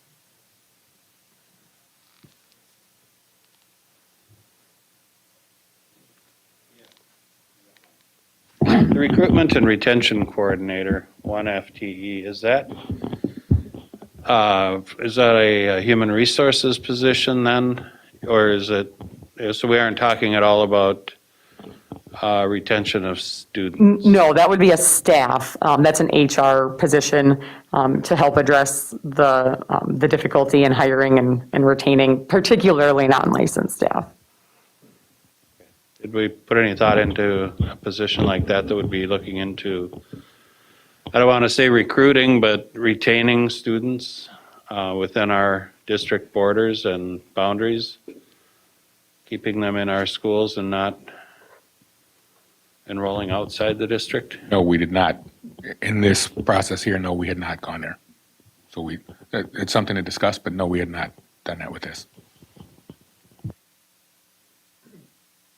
Are we good to go on? Okay. And then the last, which we're kind of calling other miscellaneous, and I'll talk about a few of these. Most of them are pretty self-explanatory. You'll also see some unallocated reserve funds there, knowing that we intend to probably have things come up that nobody would have thought of.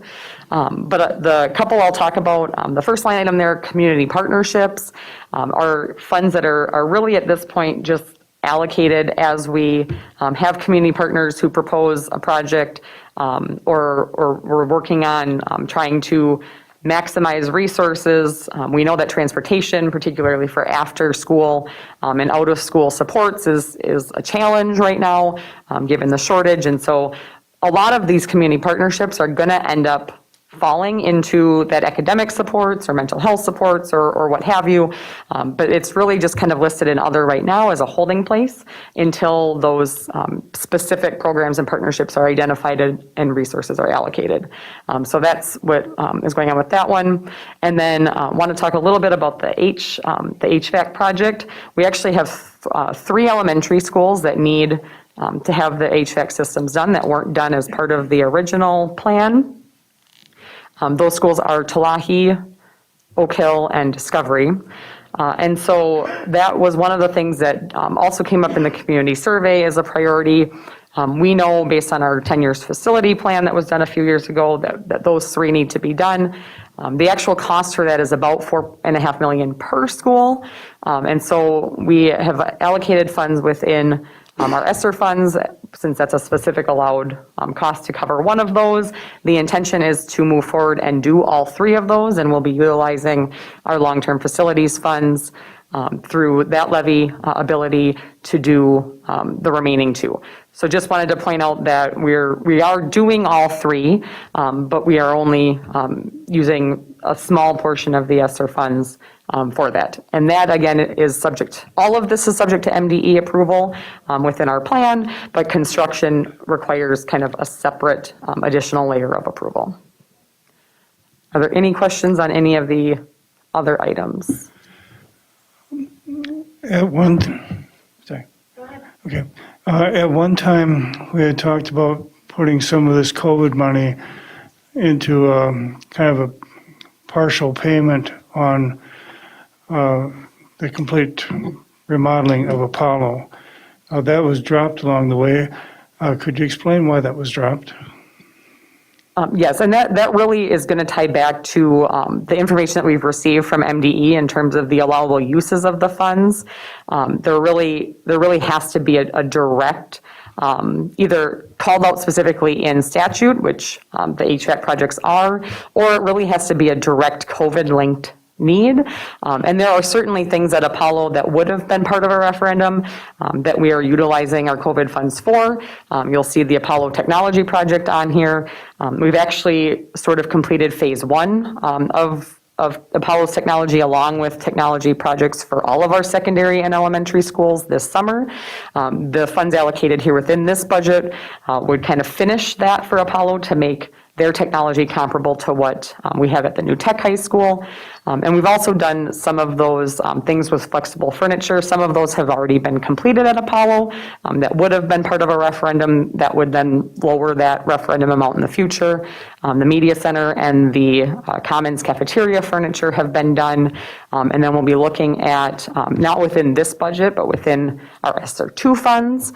We have approval from MDE to purchase the furniture for classrooms that would allow for more flexibility coming up based on furniture delays that will likely not come until summer just because of the delay in kind of nationwide.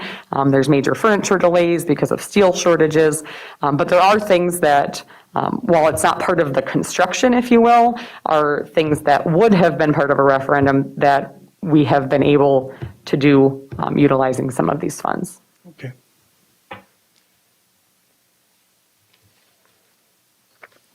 And that would be it unless there's other questions or comments. Otherwise, that's all I have. Al, do you have a question? Otherwise, I'm looking for a motion to approve. This is the action item, the ESSER number 3 spending plan. I'll move approval. Second. I have a motion by Scott and a second by Monica. Is there any further discussion?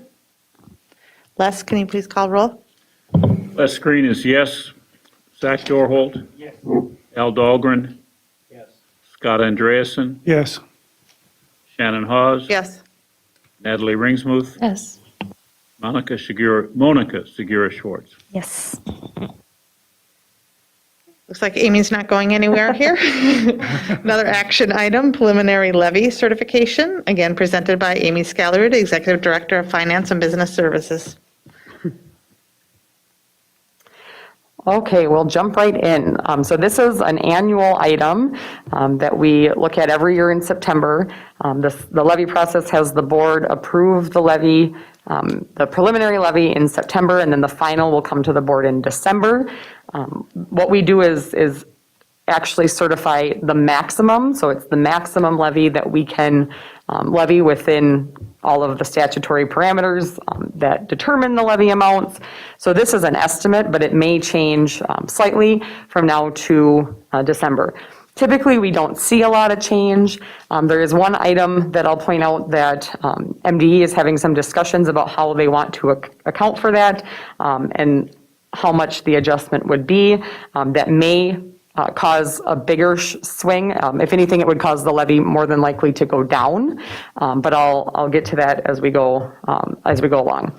I'm not going to go through every line, just point out a couple of key items. One thing to point out, you'll see line number 1, referendum levies is 0 for our district. We do not currently have any voter approved operating referendums, and so that's why you see that line as 0.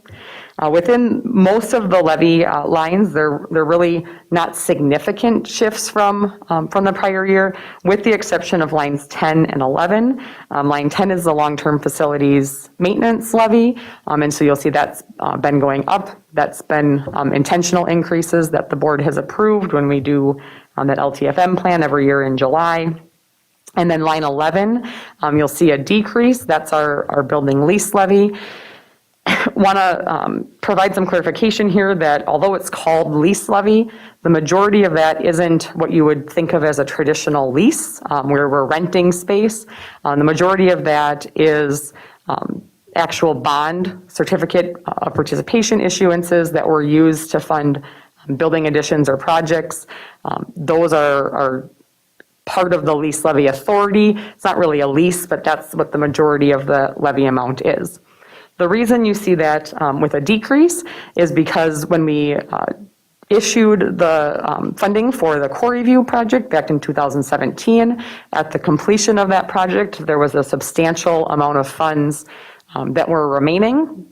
And under the statute that allows issuances to be funded through lease levy, unlike a traditional bond where if you issue bonds for a specific project and there's funds remaining because of favorable bidding or whatever it might be, you can reallocate those funds to any sort of capital need. You can't do that with a lease levy issuance. And so MDE has some uncertainty and disagreement within themselves about how those funds should be recouped in terms of the amount of years and when those adjustments should take place.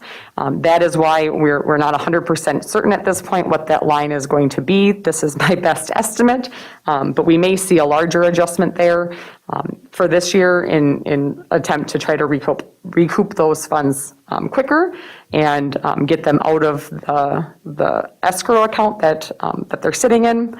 But we'll know more and we'll make sure to update Finance Committee. Again, it's likely that would result in a decrease in the overall levy. Are there any questions on the general fund levy before we move on to community service? Community education, community service levy, again, very similar to prior year. These are primarily based on population as opposed to enrollment. Most of our general fund levies are enrollment driven. This is typically population driven. Slight decrease there, but very comparable to last year. And then the debt service is, again, not one that there's really much that we dictate with. It's automatically levied based on the principal and interest payments that we have out there. You'll see a slight increase just because there was a negative adjustment in the prior year that's dropping off from some excess funds. So in total, based on what we know right now from MDE, the total levy would be increasing about $986,000, which would be about a 3.24% increase. One thing that we want to make sure that we always emphasize is that school districts, unlike a city, levy a dollar amount. They don't levy a percent. So cities and counties set a percent tax rate, and then that rate is applied to generate revenue, and they determine what rate they need to charge and to levy in order to generate the revenues that they need for operations. We, as a school district, are bound by what's in statute to be able to levy a certain dollar amount, and then that dollar amount sort of kind of artificially gets converted into a tax rate and applied to people's taxes. So when we look at really what's happened in terms of what that converts to a tax rate over a number of years, we actually see that while the dollar amount that we're levying in the proposed levy for 22-23 is increasing, functionally that tax rate really is not increasing because of the increase in the tax base and the tax capacity of the area. One other thing to point out too, just based on kind of, this shows 5 years, but if we even look back a few years beyond that, back in 2016-17, the levy that year was actually just over 31 million. And then due to some enrollment declines, the few years after that, we actually had about a 2.5% decrease in the levy back in 17-18. So this really brings us 7 years later, almost back to about the same amount of dollars that we're levying compared to back then. The tech bond, does that go under the debt service? Yes, that would be a part of the debt service portion. I just want to point out, Amy, that's the great hidden secret, is that cities tax a percent. So as the tax capacity grows, they can have a 0% increase in taxes, yet they get more money because the tax capacity grew. And so when the city says, we did not raise your taxes, they're actually getting more money. A school district, on the other hand, as you look at this here, we have to come out every year and say that we've increased taxes, yet you can see that our tax rate has gone from 28% down to 25%. We got a little bit more money, but if we would have held that at zero or held it at 28.967, we'd have a lot more money in our coffers. Absolutely. So when we have to come out every year and say that we're having a tax increase, and that's what's on the front page of the St. Cloud Times, and the city gets to sit there and say that they're having a 0% tax rate, yet their tax rate is, their taxes, revenues generated are actually increasing at a pretty substantial rate. So it's a really unfair way for school districts to have to report what's actually going on. Agreed. Are there any questions? I can go back to the last slide if there was questions on anything. Looks good, and it comes before the board in December for approval. So we approved the preliminary levy tonight. Yep. Yep, and then we'll announce, that's actually the next agenda item, is to announce the date and time of that final approval. And there's a hearing before that or not? Yes. Yes, okay, thank you. So if there isn't any further questions, then I am looking for approval of the preliminary levy certification. I would move that we approve I forgot the year, but the preliminary levy certification as presented by Amy. I'll second that motion. It's the 2021 payable, 2022 preliminary levy certification. Okay, I have a motion by Ellen, a second by Scott. Les, can you please call roll? Monica Segura Schwartz, Yes. Natalie Ringsmuth, Yes. Shannon Hawes, Yes.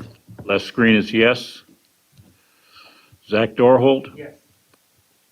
Al Dahlgren, Yes. Scott Andreasen. Yes. Okay, next up is a discussion item then. It's the final levy certification announcement presented tonight by Amy Scalarud, Executive Director of Finance and Business Services. Thank you. So the final levy that we just had the board approve the preliminary levy for, that final certification will take place at the regular school board meeting in December. The date of that is December 15th, 2021 at 6:30 PM. Same location as this meeting at the district administrative office. And as Mr. Dahlgren referenced previously, there will be time for public comment. Les? I just had a question. Is that a public hearing or public comment? It's public comment. So typically when we get to that agenda item, we will close the meeting, open it for public comment, and then specifically just to that agenda item, and then we'll close that and proceed with the approval. So I don't think we call it a public hearing. The meeting is temporarily closed, or is temporarily opened up, for public comment. The reason I'm asking the question is that we have structure to our public comment, which is 3 minutes, and I don't know if that, does that apply to the public comment for this purpose?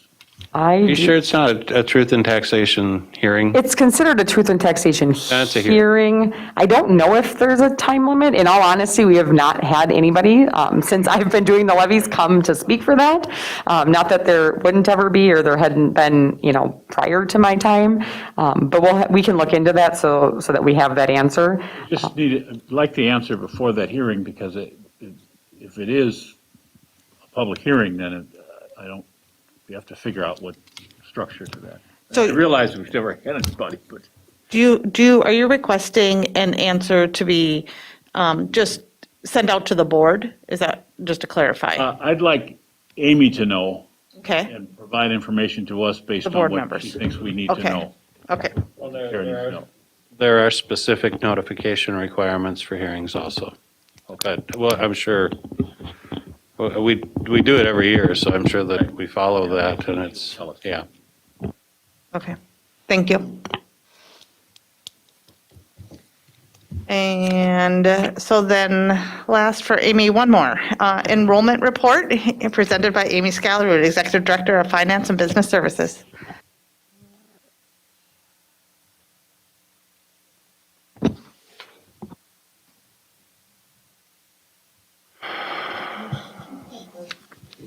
So this, I had it up on the screen, but you should also have a piece of paper that was distributed before the meeting that has the enrollment information on it. So these are our enrollment counts as of the second Friday. And so that is typically the date that we always do kind of our preliminary enrollment report. We make sure that we clean up all of our data so that if we have students who were previously enrolled or registered and haven't been attending, we make sure to remove those students from the system so that we have accurate information. So we'll look at the elementary and the middle level first. In total, when we look at total K-12 and alternative sites, this is compared to last fall. Again, we are down about 91 students. And really, that decrease is entirely happening at the middle level in grades 6 through 8. In grades 6 through 8, we are down 122 students from last fall. But I do want to make sure to point out that that's only, we are only 43 less than we projected in the spring. So as we looked at our fifth grade counts where they were at last spring and did our enrollment estimates, we knew that we had kind of a larger class going out from 8th grade and a smaller 5th grade class coming in. And so while it looks like a big decrease from last fall, it is, but it was, most of that was anticipated, if you will. So again, only 43 less than we expected based on our estimates. At the elementary level, we actually, in total, enrollment is very close to last fall and very close to what we projected. Actually, in total, it's about 30 higher than what we had projected. So in total, it's really very consistent with last year. We do have some larger variances between buildings. We have Talahi and Lincoln, where you'll see enrollment has gone up from last year. And then we have Discovery and Kennedy where it's decreased. But even with that, The majority of those are relatively small changes, kind of at 20 to 25 at the most. Kennedy as a single site has the largest single site change, part of that being in elementary and part of that in the middle level. But in total, between K-8 for Kennedy, they are down about 45 students, with approximately 25 of that being at the elementary. So that's the largest change in the elementary piece. And then again, all of the junior highs are down, but a lot of that was anticipated. As we move into you'll notice that both Apollo and Tech very consistent with where we were last year and very close really to what was projected. So we're not, no surprises with our high school enrollment. And then for McKinley, that, again, is where we would expect it to be at 274 this year. You'll see that was a lot lower last year, and a lot of that was COVID-related, as we had students not necessarily crossing from district to district, and the distance learning components. And so we really expect that last year was kind of an unusual year in having that number be that low. And then alternative sites are within 3 in total. The majority of these are our special education specific sites. And so no significant changes there. So again, then, as I mentioned to start, total K-12 and alternative sites is down 91. And then at the very bottom here, we pull in the early childhood. The early childhood can vary significantly from year to year, just depending on, particularly in the early childhood special ed, that's going to vary based on how many students are identified. That is, again, an area where both the early childhood special education and the traditional kind of voluntary preschool were down last year, just because of families choosing not to attend. We assume because of COVID. And so we see those numbers really getting back up to where we would expect them to be. Are there any questions? Amy, first of all, let me just make a statement. I'm making the assumption, based upon how you are presenting this, that the ebb and flow and up and down of the numbers are somewhat natural, that this occurs over the years. And would there be a point where, and the reason I'm saying is because we've had board members in the past who've been concerned about people going out of the district to other districts. Is there a point where these numbers would get would cause us some concern? Yeah, I think there are, as we look at sites, we know that we have certain schools particularly that have very mobile populations, and their enrollment can fluctuate significantly. We have other schools where that's typically not been the case. And so Kennedy is a good example of that, where historically their enrollment had been more stable maybe than some of our other schools, where one school might go up and another school might go down. So Kennedy is a site where we've seen some significant decline that we suspect is partially due to open enrollment. But we do know that there's other considerations there too. Some of that is families who have converted to homeschooling, or other options where there's a COVID-related concern. And so that would be one where I think once we get post-COVID, because there's still a lot of factors that could be playing into that, that certainly if that trend continues, that yes, that would identify something where we as a district would start to say, what's going on there? Can we directly target and impact? And again, not to use the word recruit, but to really retain, I think would be our focus. So it sounds that you are, and the people up there are on top of that issue and will let us know if we need to be concerned. Absolutely. Thank you.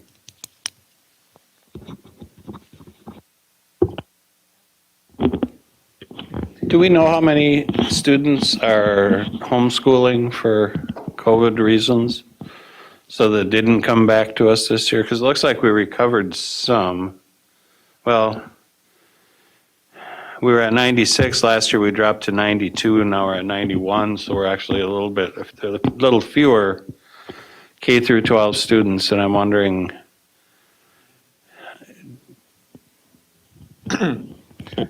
And so, Al, to answer that question, when a family says they're going to homeschool, they do not technically have to tell you excuse me, the rationale.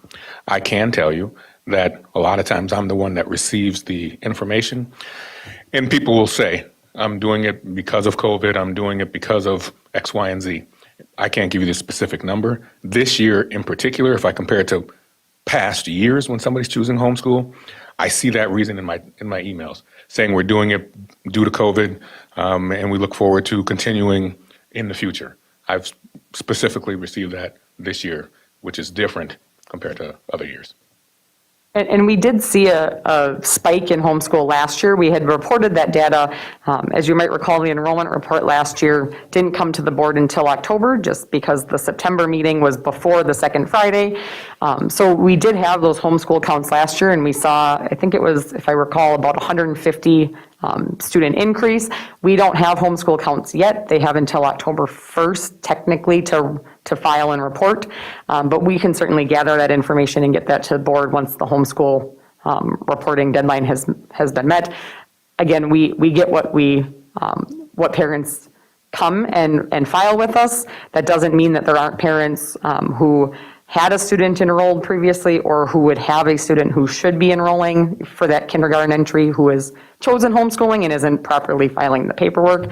But we can certainly get that information to the board once we have the data. Do we have any idea about transfers in? I mean, we have people leaving, but we also have people coming in. And these numbers would reflect that. The one number that I did forget to mention is we do see a rise in kindergarten. So when we compare our current kindergarten numbers, they are about 70 higher than kindergarten last fall, which was not surprising. We saw that number be less than we had anticipated last year, knowing that some families had chosen to maybe wait that year or not enroll due to COVID. So that number is up. So these numbers do reflect certainly kind of open enrollment in, or people who may have had another option, explored another option last year and came back. And that's really why we're seeing some of those sites who are increased. That's generally going to be a result of that as one factor.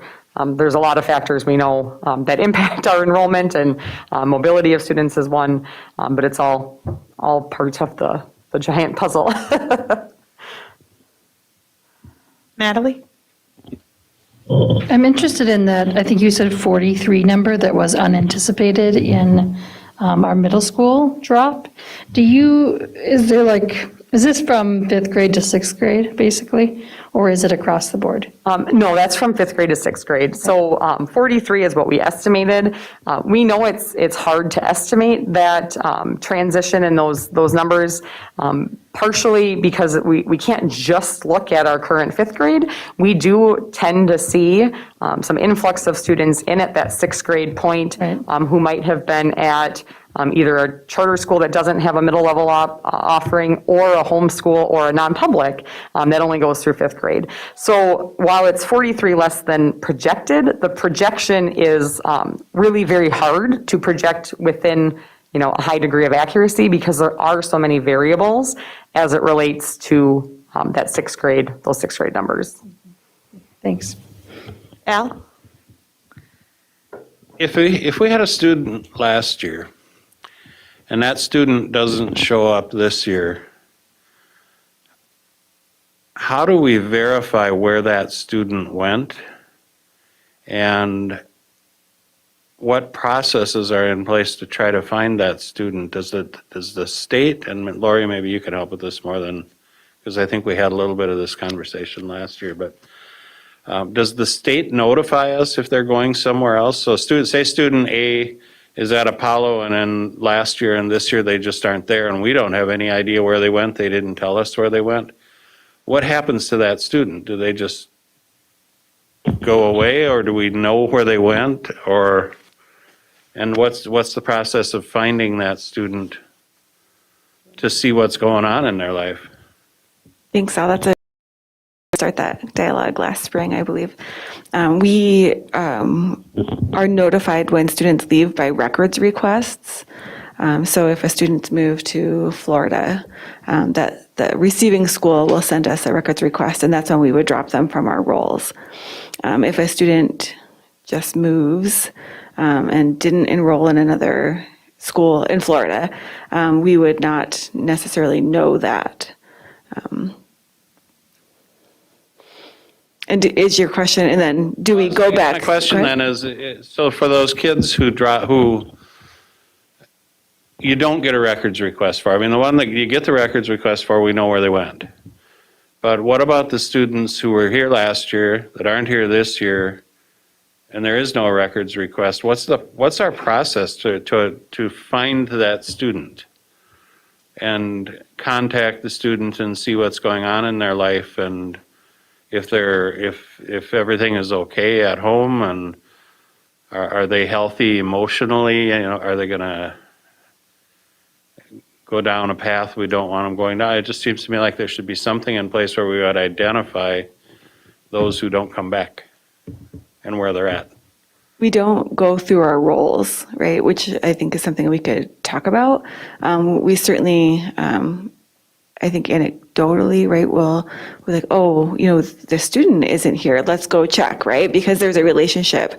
And so I would like to think that we catch most of our students. Some of our students we can't find. You and I talked about that, right? Some of them we can find through Facebook, or we've got, actually, some of our principals are excellent social media detectives, and they know the alternate names that our students are using, and so often we're able to track our students down, but there are unfortunately some that we cannot find, and through social media, through knocking, through friends. It seems, I asked you the question earlier if we had any plans of a position to try to determine why we're losing enrollment and where they're going. But it seems like that, along with this, would almost warrant a position, and it could actually save some lives down the road. And just to add to that, so I agree with that, Al, and I'm listening to the way Lori is explaining it. And then I have Amy over there who, part of me says she had something she was thinking about adding, but she's not exactly sure. But as I would chime in on this one, and it's interesting because before I came here today, I actually saw some counselors going to dinner together from different schools. And that is something that I think we're pretty good at in terms of when our students do not show up. We have caring individuals who are going to go through their records, not because there's a request, but they're going to say, well, where is this person? And they look and they make the phone call. They will, is that number available? Whether it's a cell phone, the aunt, they actually go through that, trying to figure that piece out. Now, there's sometimes that just doesn't work because this student, this family, this situation has dropped off the radar. And then maybe we're into the social media and trying to figure some other things out. But that is one thing that our staff is pretty, I'm not gonna say pretty good at. It's something that they've become accustomed to. And they work at that at the beginning of the year, trying to figure out where kids are at and trying to make sure that they're doing the patchwork and trying to, if there's something that we as a district can do, we try to do that. But what you're talking about, Al, I agree with it. Yeah, and I will say, we use that second Friday, but our schools are certainly not just taking that as an automatic, oh, they didn't show up for 2 weeks, I'm going to drop them from the system. We get a lot of phone calls where the school's administrator and their lead secretary will say, this person hasn't attended, but we've talked to the family. So they're making those phone calls and having those conversations. Obviously, if we get a records request from another district, that's a different story. We have to remove them. We know that they're, at least at this point in time, attending elsewhere. But they are definitely, from my experience in working with the buildings on coming to the point where we get these second Friday counts, their goal is to not drop students. Their goal is if they have students who aren't coming, why are they not coming? Let's have that communication. And we will actually, if we've had communication with the family that they haven't attended yet for whatever reason, but they intend to, we will leave them into these counts so that we're not kind of artificially dropping a student and then making them go through extra paperwork to re-enroll. So there's certainly a lot of due diligence and work that's being done to try to track down students and families. Yeah, and again, I think it's twofold. The one thing that I would really like to know is, I would like to see a deep dive into why families are pulling their students from this district and moving them and enrolling them into other districts. And along with that deep dive, almost like we did with suspensions, some type of a plan that we could come up with that would help us to retain those students. I think so oftentimes people look at test scores and say, this district isn't anywhere near as good as the other districts, where the truth is, a student who performs well, performs exceptionally in our school district, and they get additional support and more support, and they actually get challenged above and beyond, plus have the opportunities to go to take college level courses and even go to St. Cloud State and get credit for taking courses at St. Cloud State. The truth just isn't that this is a bad district. The truth is that our teachers are better, they're better trained, they're trained in more supports, they identify gifted and talented students early. They recognize individually students who need interventions and additional supports. All of that stuff is going on here, and it doesn't go on in surrounding school districts. And it bothers me that parents are so quick to just look at a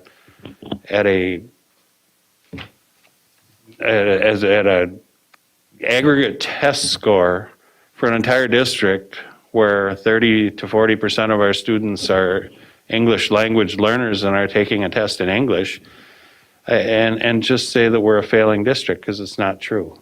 It's the kids in our district who are in a position to score well, score really well, and that's the truth.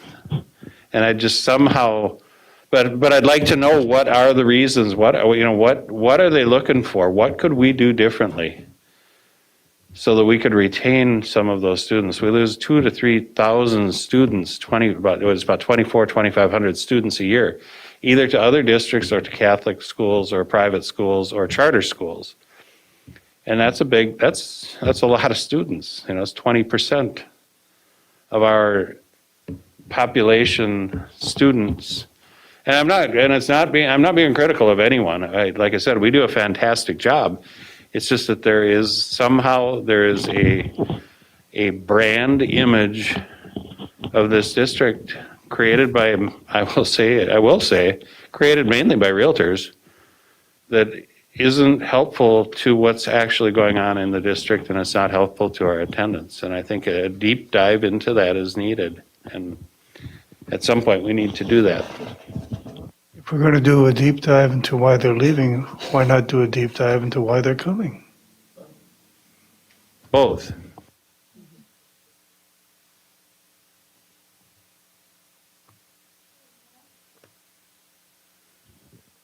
All right, thanks, Amy.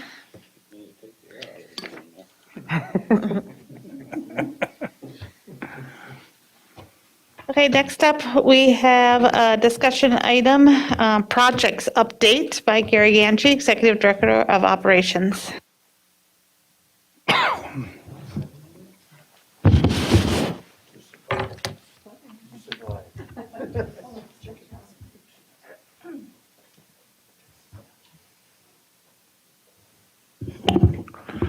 Good evening. Unlike Amy, I just have one agenda item here. 3 weeks ago, I was here and we talked about projects that were somewhat incomplete and impact on how the school year would start. So this evening, I'm here with more complete presentation of projects that were completed over the summer, as well as updates on some of those we looked at on, I think it was September 1st, I believe. As I go through these, you're going to see a number of these projects that you allocated and improved funds for, and a lot of these couldn't have been done without your support. So that I don't forget at the end, we want to thank you for your support on these, and I think you'll agree that it was a busy summer, and a lot of these are great improvements to our schools and grounds. Start out with technology. So we started to put smart boards in schools many years ago. I don't know if you recall at the boardroom at Apollo was the first smart board that we had in the district, and we just kept passing it around, and we ended up having it be a hand-me-down for the boardroom. But that one was put in actually in the late 1990s, so they've been around for a while. But we've gone beyond those. We've gone to smart TVs, much like what we're looking at right now, only they have the touch capability, and they have the same functionality that our smart boards had. And so all the elementary classrooms were replaced with, the smart boards were replaced with the smart monitors, and that was roughly 300, a little over 300. And then the secondary schools, large monitors replaced video projectors like we see above Superintendent Jett, and also with Apple TVs for connectivity. And, looking at that, I had to kind of take a look at it. Why do we do so many more in elementary than we did in secondary? But when you factor in that we just did tech a couple years ago, that's the difference there. All right, at Apollo has seen some big changes this summer. Let's start out in the lower left-hand corner. We call that the senior area. Those of you who have had children that have gone through Apollo, or possibly you went through Apollo, we always had senior lockers in between the commons and the pool area. Those lockers have been removed, and seating has been put in different flooring, and that's become a lounge area for seniors, but I believe a lot of students are using that. The next photo there is a orchestra room. As we've discussed, the Apollo music area doesn't have the same number of rooms as we have over at Tech, and we needed to do something at Apollo, and there's only so much you can do with that footprint of the music area. So there is a room on the other side of the kitchen, still in the A wing of the building, that was a large room. It's just off of the receiving room. And that one was renovated this summer and remodeled and made into an orchestra room. And it's quite a nice learning space right now.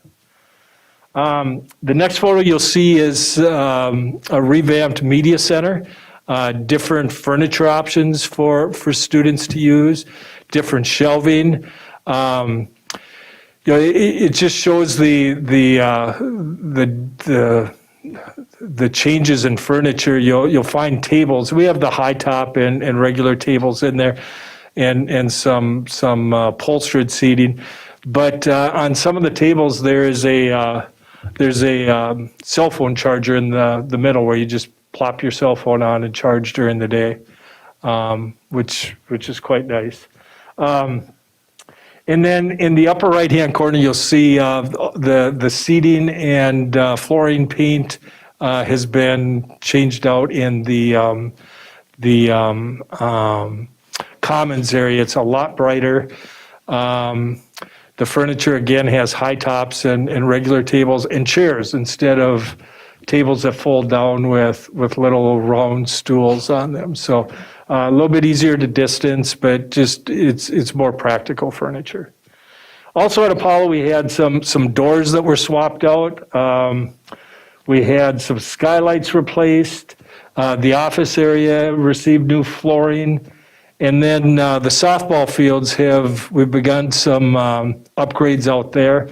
we had one field where there was like this, out in the left field, there was this hump that had developed over the years. And to be ready for softball in the spring, that needed to be fixed now so it could be restored and we're ready for ball in the spring. And then this week, there was work began on some of the infields there. At Clearview, there were some bathrooms that were upgraded. It's really looking nice out there.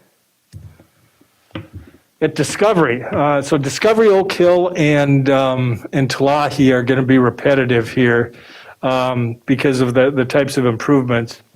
Last time we talked about the controlled entrances. I showed you pictures last time. We were waiting on materials to come in. The materials have come in, and this week they've started. They're scheduled, and I believe they're out there today, starting to work on that. The first piece is what they call a storefront. It would be the frame of the doors and the windows, and so that will go in. And what's projected is that work should go pretty quickly. Also at Discovery, they received a new roof. That's the lower left. I apologize for the pictures being a little bit small. At all three schools, we also took a look at that tiered landscaping. We put up these buildings in 1990. I was at Discovery in 1990 when it opened. I have to say, I think our landscaping today looks better than when we opened.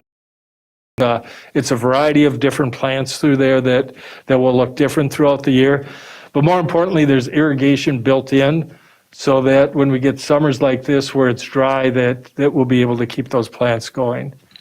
Also on the back of the school, there was a new basketball court put in. And then what you see in that far right photo is the walk path over by the tennis court. When the tennis courts were moved to make room for quarry view, the path only went so far.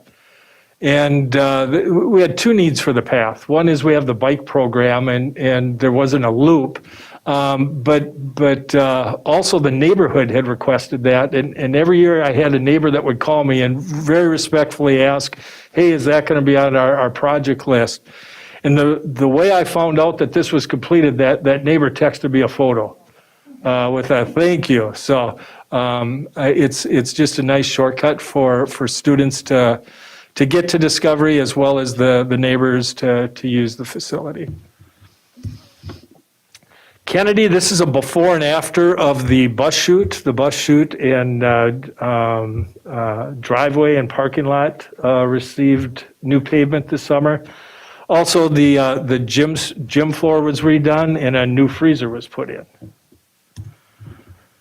At Lincoln, there was some roof work done there, as well as new blinds throughout the school.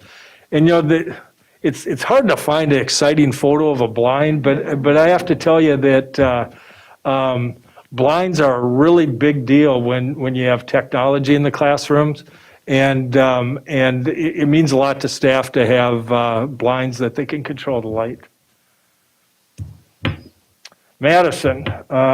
So Madison received some upgrades. The media center looks a lot different. The walls were painted. Mr.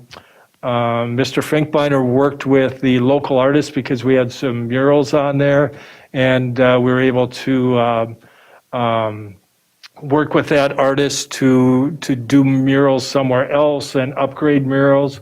The lighter color paint really lightens it up in there. The carpet's fun. They rearranged the computer area and shelves, and it really looks nice. I was a media specialist at Madison at one time, and I walked in and thought, whoa. This looks a lot different than it did in the 1990s. You're probably wondering that lower photo, what is that all about? That's a storm drain on the east side of the building. What a lot of people don't know is we have a basement at at Madison, where we store a lot of district records. And Madison has some storage there. We have some furniture, but But when it comes to water that backs up and records, that's never a good combination. And so we needed to get that fixed so that we could make sure our records are being preserved. McKinley, I drove by there this morning, and that elevator area looks a lot different. I don't know if you've seen it lately, but that entrance looks like it's close to completion. The work on the elevator will be done sometime around the end of the month, and then the actual elevator should come in sometime in October. But that's really cleaning up nicely. The left-hand photo, this was one of the biggest ahas for me over the past couple years is the way a new fence will dress up a property is just unreal. We did this at Apollo a few years ago and at North and at South. McKinley was in need of it this year, and it just pops as you drive by. It really cleans up the property. Oak Hill, again, a lot of the same things I talked about with Discovery, the controlled entrance, the tiered landscaping. There was also flooring and painting in, I believe, 17 rooms. Does that sound right, Mike? And again, that brightens things up and freshens things up there. Update on County Road 136. They're still working on it. They were doing some of the landscaping this week. We had a little glitch where a backhoe was being unloaded same time we were dropping off kids. So we had the help of the St. Cloud Police Department there, and we were able to get that cleared up pretty quickly. It's not finished all the way out to 33rd. It's still closed, and so the start of school is challenging for both Tech and Oak Hill for traffic because both of them were bottlenecks. So we had cars backed up to that intersection on 136 and 22, and then over by the Quick Trip on County Road 74. But there's just not a lot we can do with it because those arteries are just bottlenecks at this point. The good news is 33rd's open now, and I believe Oak Grove Road is sometime in October. So, Roosevelt. This is a good example of community partnership. The Optimist Club has had a park on the Roosevelt property for years, and this year they reached out to us and they wanted to kind of recommit and upgrade that park. And you've approved some donations from the Optimist Clubs at a couple meetings. I believe one was for around $15,000, and then the last one was for $2,000 to $3,000 for a new sign for the park. But what they've done is we've partnered. We've used some LTFM dollars. We've just used our resources. We've used donations from the Optimist Club. We're able to put in a replacement basketball court. The playground was painted with different activities. The Optimist Club donated money for planters, picnic tables, garbage cans, and a new sign. But I think more importantly is they made a commitment to help us out so that with those planters, they're going to help us maintain those. And it's just a really nice location for that partnership because we have the Boys and Girls Club there too. So they've been at all our meetings as we've discussed that. So shout out to the Optimist Club. South. Weather's been a little challenging on this one, as you know. We go all summer without rain, and we get to the finishing touches here, and we get rain. I'm not complaining. We need the rain for just as much. But here you see a picture of the new canopy that's been put in. What I don't show here is off to the left of the canopy, there's a south sign, and there's a light there now. That was installed recently. On the right-hand photo, I snapped this one, I think it was last Sunday. This is that area that I showed you 3 weeks ago that was, had all sorts of construction equipment and holes. So it's been prepped, it's ready to go. Ideally, we would like to get that pavement down on a Friday, late on a Friday, so that it has all weekend to cure. But at this point, we're just getting any work done that we can right now. But talking to Mike, he's talking about the coating this weekend. We talked about the landscaping, that's going to be ongoing through the fall, and then there'll be some hydro seeding for some of those areas so that we can get that grass going for next year. That's coming along nice. Scott? I drove by there, was trying to find the baseball court, baseball diamond and softball diamonds. It looks like something is still there that hasn't quite yet been removed, or what do we have there? Can you give me Be on the directions? south side of the ball field, South side of the ball field, close to the new parking lot or further away? farther away. Farther away. Might be the monument sign that was relocated. One of those fields is named after a former teacher there. I'd have to go out and look. I'll be glad to do that. Yeah, south of it. South side of south, got it. Right, Talahi, again, a lot of the same things as Discovery and Oak Hill, the tiered landscaping. Here's a picture of the rooms.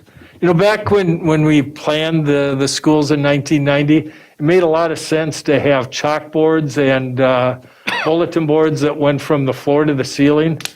We opened up in September of 1990. By about mid-September, we're looking at each other thinking, what were we thinking?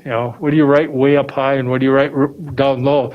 What you see here is Talahi has gone and they've painted some of the cork here, and it's a real nice accent to the rooms. So I'm glad after 30 years they figured out how to kind of deal with maybe a blunder when we planned them in the 90s. In the lower left-hand corner is an aerial view. It just kind of shows how new pavement looks. Once it's there, it really dresses up the facility. So, and I don't think I mentioned that Talahi had a replacement parking lot and bus chute. Tech, this one's for you, Al. At Tech, we had if you're coming in off of 33rd into the main entrance, a dip developed.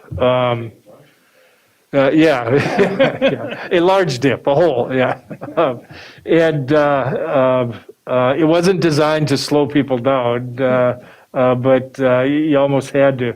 And after the folks that put it in and the engineers and district reps, after everyone spent a lot of time trying to figure it out, it was determined that the problem was there were too many transitions there.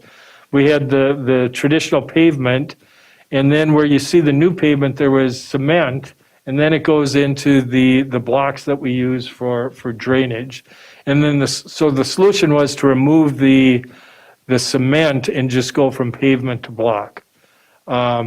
Looks nice right now, but we will definitely monitor that. Want to say anything on that one, Al? And stripe it, yeah. Westwood. So a couple years ago, we did the controlled entrance at Westwood, and we did some remodeling on what was originally called Westwood East Wing. And the office is just kind of set idle. And so this summer, we were able to do some minor improvements to make that more functional. So that's what you see there. And that's a list of the buildings. Again, a lot of these were made possible by the funds that you allocated, and we are quite grateful. Questions? Scott? We have some buildings that are not used by students. The other day, I had the opportunity to see our bus garage for the first time. Yes. Quite cool. Have we been doing anything on these other buildings? Yes, not this past summer. Last year, we did some bathroom improvements over there. Currently, we are going to be replacing some garage doors. That's by necessity. We found that some of them have water in them. Last year, we replaced some of the garage door openers. So we've been doing some improvement, but a lot of it's been LTFM. Yeah, we did a roof. Yep, we've done the parking lot. Put some speed bumps. That's a nice little shortcut for folks coming through. So we had to put some speed bumps through there. Gary, the one school that we didn't cover here was Catherine Johnson, Yes. and that's on a different schedule. I know that we just approved a lot of those funds, but are they going to get some signage soon, or? Yeah, we talked about that. Now that we have a name, we want to get the signage up there. We're talking about a monument sign, kind of like what you see out at Discovery, Oak Hill. Don't have it up yet. Finish these other projects first, and we'll get going on that one. I did walk through that 2 weekends ago to take some photos, but the type of work that's being completed, it's just it's not to that point. We can bring that back to you later. That one is going to be done during the school year? Yes. But they're in two sections, because it's what I looked on here, there's 29 students, I think. Yeah. At school, so they'll be in one part? Yes, and Take place in and then the at other. some point we'll shift students and work in the other part, correct? Yeah. All safe. Yeah, good. Okay, I think we're good. Thanks, All right, Gary. thank you. All right, then next up is our superintendent's report presented by Willie Jett, Superintendent 742. Good evening, Chair Hawes and members of the board. And so this evening, I only have three things that I'm going to bring to everybody's attention. First, the 2021 tech graduate, her name is Gracia Lopez Lockwood, participated in the Minneapolis-based Hennepin Theater Trust Spotlight Education Program. This summer, she became one of 24 triple threat performers. High school juniors and seniors selected each year in a competitive audition process that tested their singing, dancing, and acting talents. The Hennepin Theater Trust Spotlight Education Program supports musical theater programs in more than 100 high schools statewide. The annual Spotlight Showcase gives around 1,600 students a chance to perform in this historic state theater each year and recognize the top performers in the program. Congratulations. Second, the District 742 Local Education and Activities Foundation announced the official kickoff of the Adopt a Classroom project for the fall of 2021. This fall's effort is being led by the St. Cloud area Golden Gloves with a $10,000 gift that will support 40 classroom adoptions. LEAP's goal is to connect businesses, individuals, and groups to specific classrooms to help provide needed supplies that the district is unable to fund. Supporters can adopt a classroom, early education, elementary, junior high, or senior high by making a tax-deductible $250 contribution for the needed classroom supplies.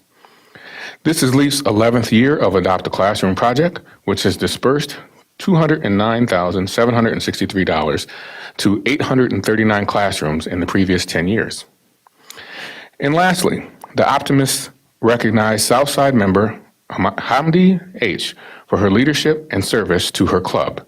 Hamdi is a 15-year-old tech high school student. Over the past year, Hamdi has become a leader in the art studio. She is an outstanding role model and is respectful, polite, helpful, kind, and welcoming, just to name a few of her attributes. And she leads by example and actions through her willingness to help other artists in the studio, by comforting friends when they are having a hard day, and by helping to organize the studio after class. The Optimist just wanted us to make sure that we recognized her. And that is the end of my superintendent's report. Thank you. Next up, we have Board of Education Standing Committee reports presented by our committee chairs. Achievement, Integration, and Equity Committee, Natalie Ringsmith. Thank you, Chair Hawes. We met this week and we talked about three things. One was a career pathways update done by Lori Posch and Dr. Putnam and Leah Sams. We are going to see that at a board level here on October 6th, but just got some preliminary examples, and also talked about the vision, which is future-ready graduates. And all ages and grades are included, of course, in this career pathways endeavor. And I thought it was interesting that in elementary, the focus is self-discovery. In middle school, it is self-identity. And then in high school, it is taking the next steps. We talked about program evaluation, something that was thrown to us at the last board meeting about how do our programs help our MCA scores increase? And so Dr. Putnam and Mike and I will be getting together for future next steps on this. And at our next meeting, which is October 19th, we will be getting a transitional services update as well as an American Indian Ed update. And we'll be talking about the item that Superintendent Jett wants me to talk about. Thank you. Okay, thank you. Board Development Policy Governance Committee, Monica, do you have a report? Nope, okay. Finance and Audit Committee, Al Dahlgren. Yes, I do. We met last Thursday, September 16th. Present were myself, Scott, Amy, Carl, Gary, Willie, Monica, and Lori Putnam was there for a little while. We had a discussion on the preliminary levy as was presented tonight, so I won't go into that. We had a discussion on the ESSER 3 spending plan, which we discussed tonight, so I won't go into that. We discussed a fund transfer, an upcoming fund transfer from the ECFE fund to the and school readiness fund. And we're looking to do a fund transfer moving $450,000 from the early childhood family education fund balance to the school readiness fund balance. Last year, legislation gave school districts the ability to do fund transfers for fiscal year 20 and 21 only. These funds will be used to support ongoing pre-K programming and will be necessary to support continuing 84 current VPK seats that are currently set to expire at the end of the fiscal 23 school year. This item will go to the board at the October 6th meeting for approval, and I believe it'll be on the consent agenda. But we have too much money in our early childhood family education, and that's the fund where they work with parents on it's classroom education for parents and parenting on parenting skills and parenting things that are necessary to get your child ready for school, and transferring it over to the pre-K program, so it would go directly to the students. We just have too much funding in one and we need funding in the other, so it's a pretty simple thing that we're going to do that. And last, we had a short discussion on student activity financial reporting. And part of the district's policy on fundraising refers to an annual report to the school board. Amy will present this report for the 2021 school year at the November 3rd board meeting.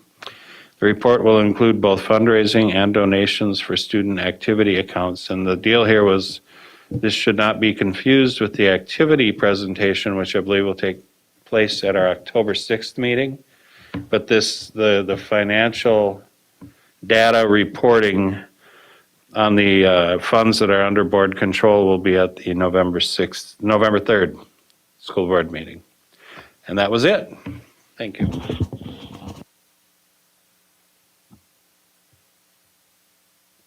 Can I request that when we get that report that we have, I know I had mentioned it to you, input from coaches as to how this transition and are they happy with that?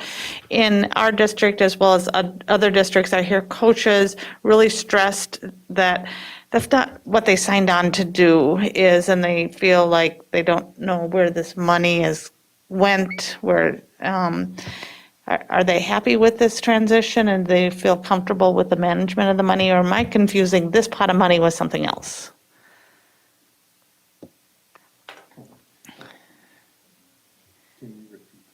Well,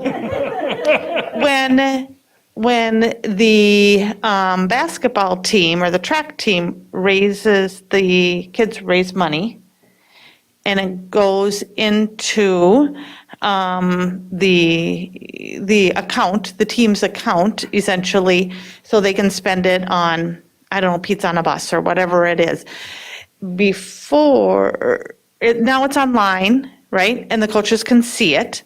And that differs compared to our neighboring districts. And in the past, I've heard concerns, I don't know what I hear now. In the past, I heard concerns from coaches is what happened to the money, and I feel like I should have more money in my account. And I hear other districts getting upset, coaches saying, I don't even want to coach anymore because this is just too stressful. I just wanted to coach, and now I have this money, and I don't know where it went. And so I'm just wondering, how are we doing? Because I haven't heard. I understand the question now.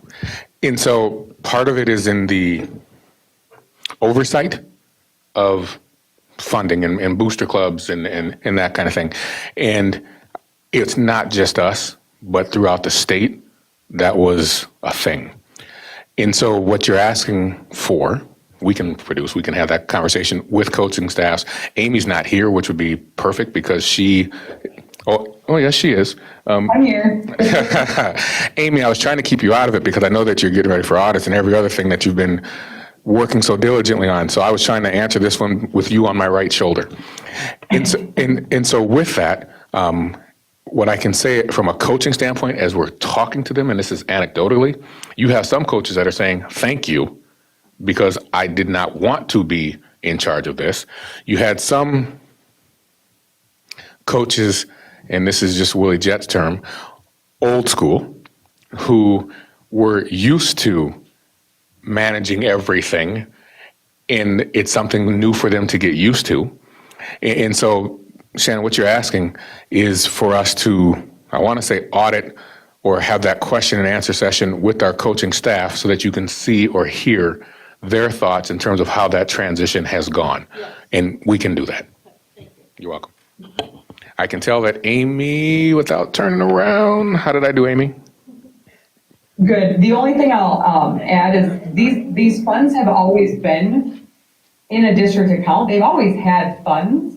And it's just how they're getting the reports. And we can certainly, still print paper copies of their statements like we did before. I think the biggest change is that it has to follow district purchasing procedures, which it should, because these are district funds. That's, I think, where we get coaches' frustration is they're used to having gone out with their personal credit card and spending $600 and then turning it in for reimbursement. And we now say that's not allowable within district guidelines for a plethora of reasons. That purchase needs to be run through the district. So I think some of the frustration might be that they've lost convenience, and they've lost convenience for a reason, because that loss of convenience comes with control and accountability. What I'm hoping it's going to reveal is that this online system is going to help them understand where the money went, where before it was sort of blind. What do you mean I don't have any more money? I fundraised this, where did it get all spent? And they couldn't see that. So without me seeing the online system, I'm sort of blindly telling coaches in other districts, oh no, we're much better than this. And I just kind of want affirmation that I'm telling the truth. Sure thing.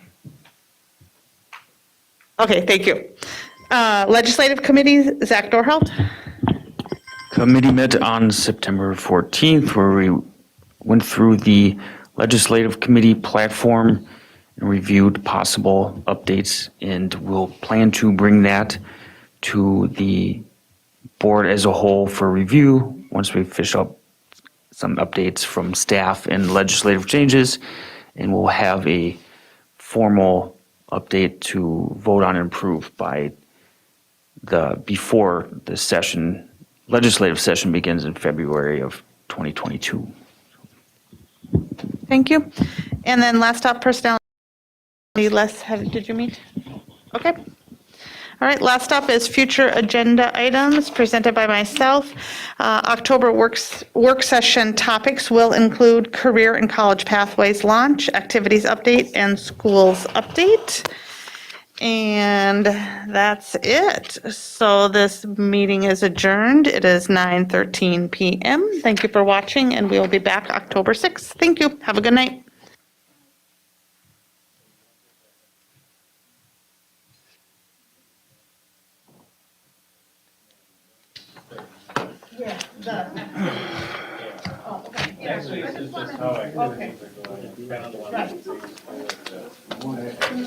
Good meeting.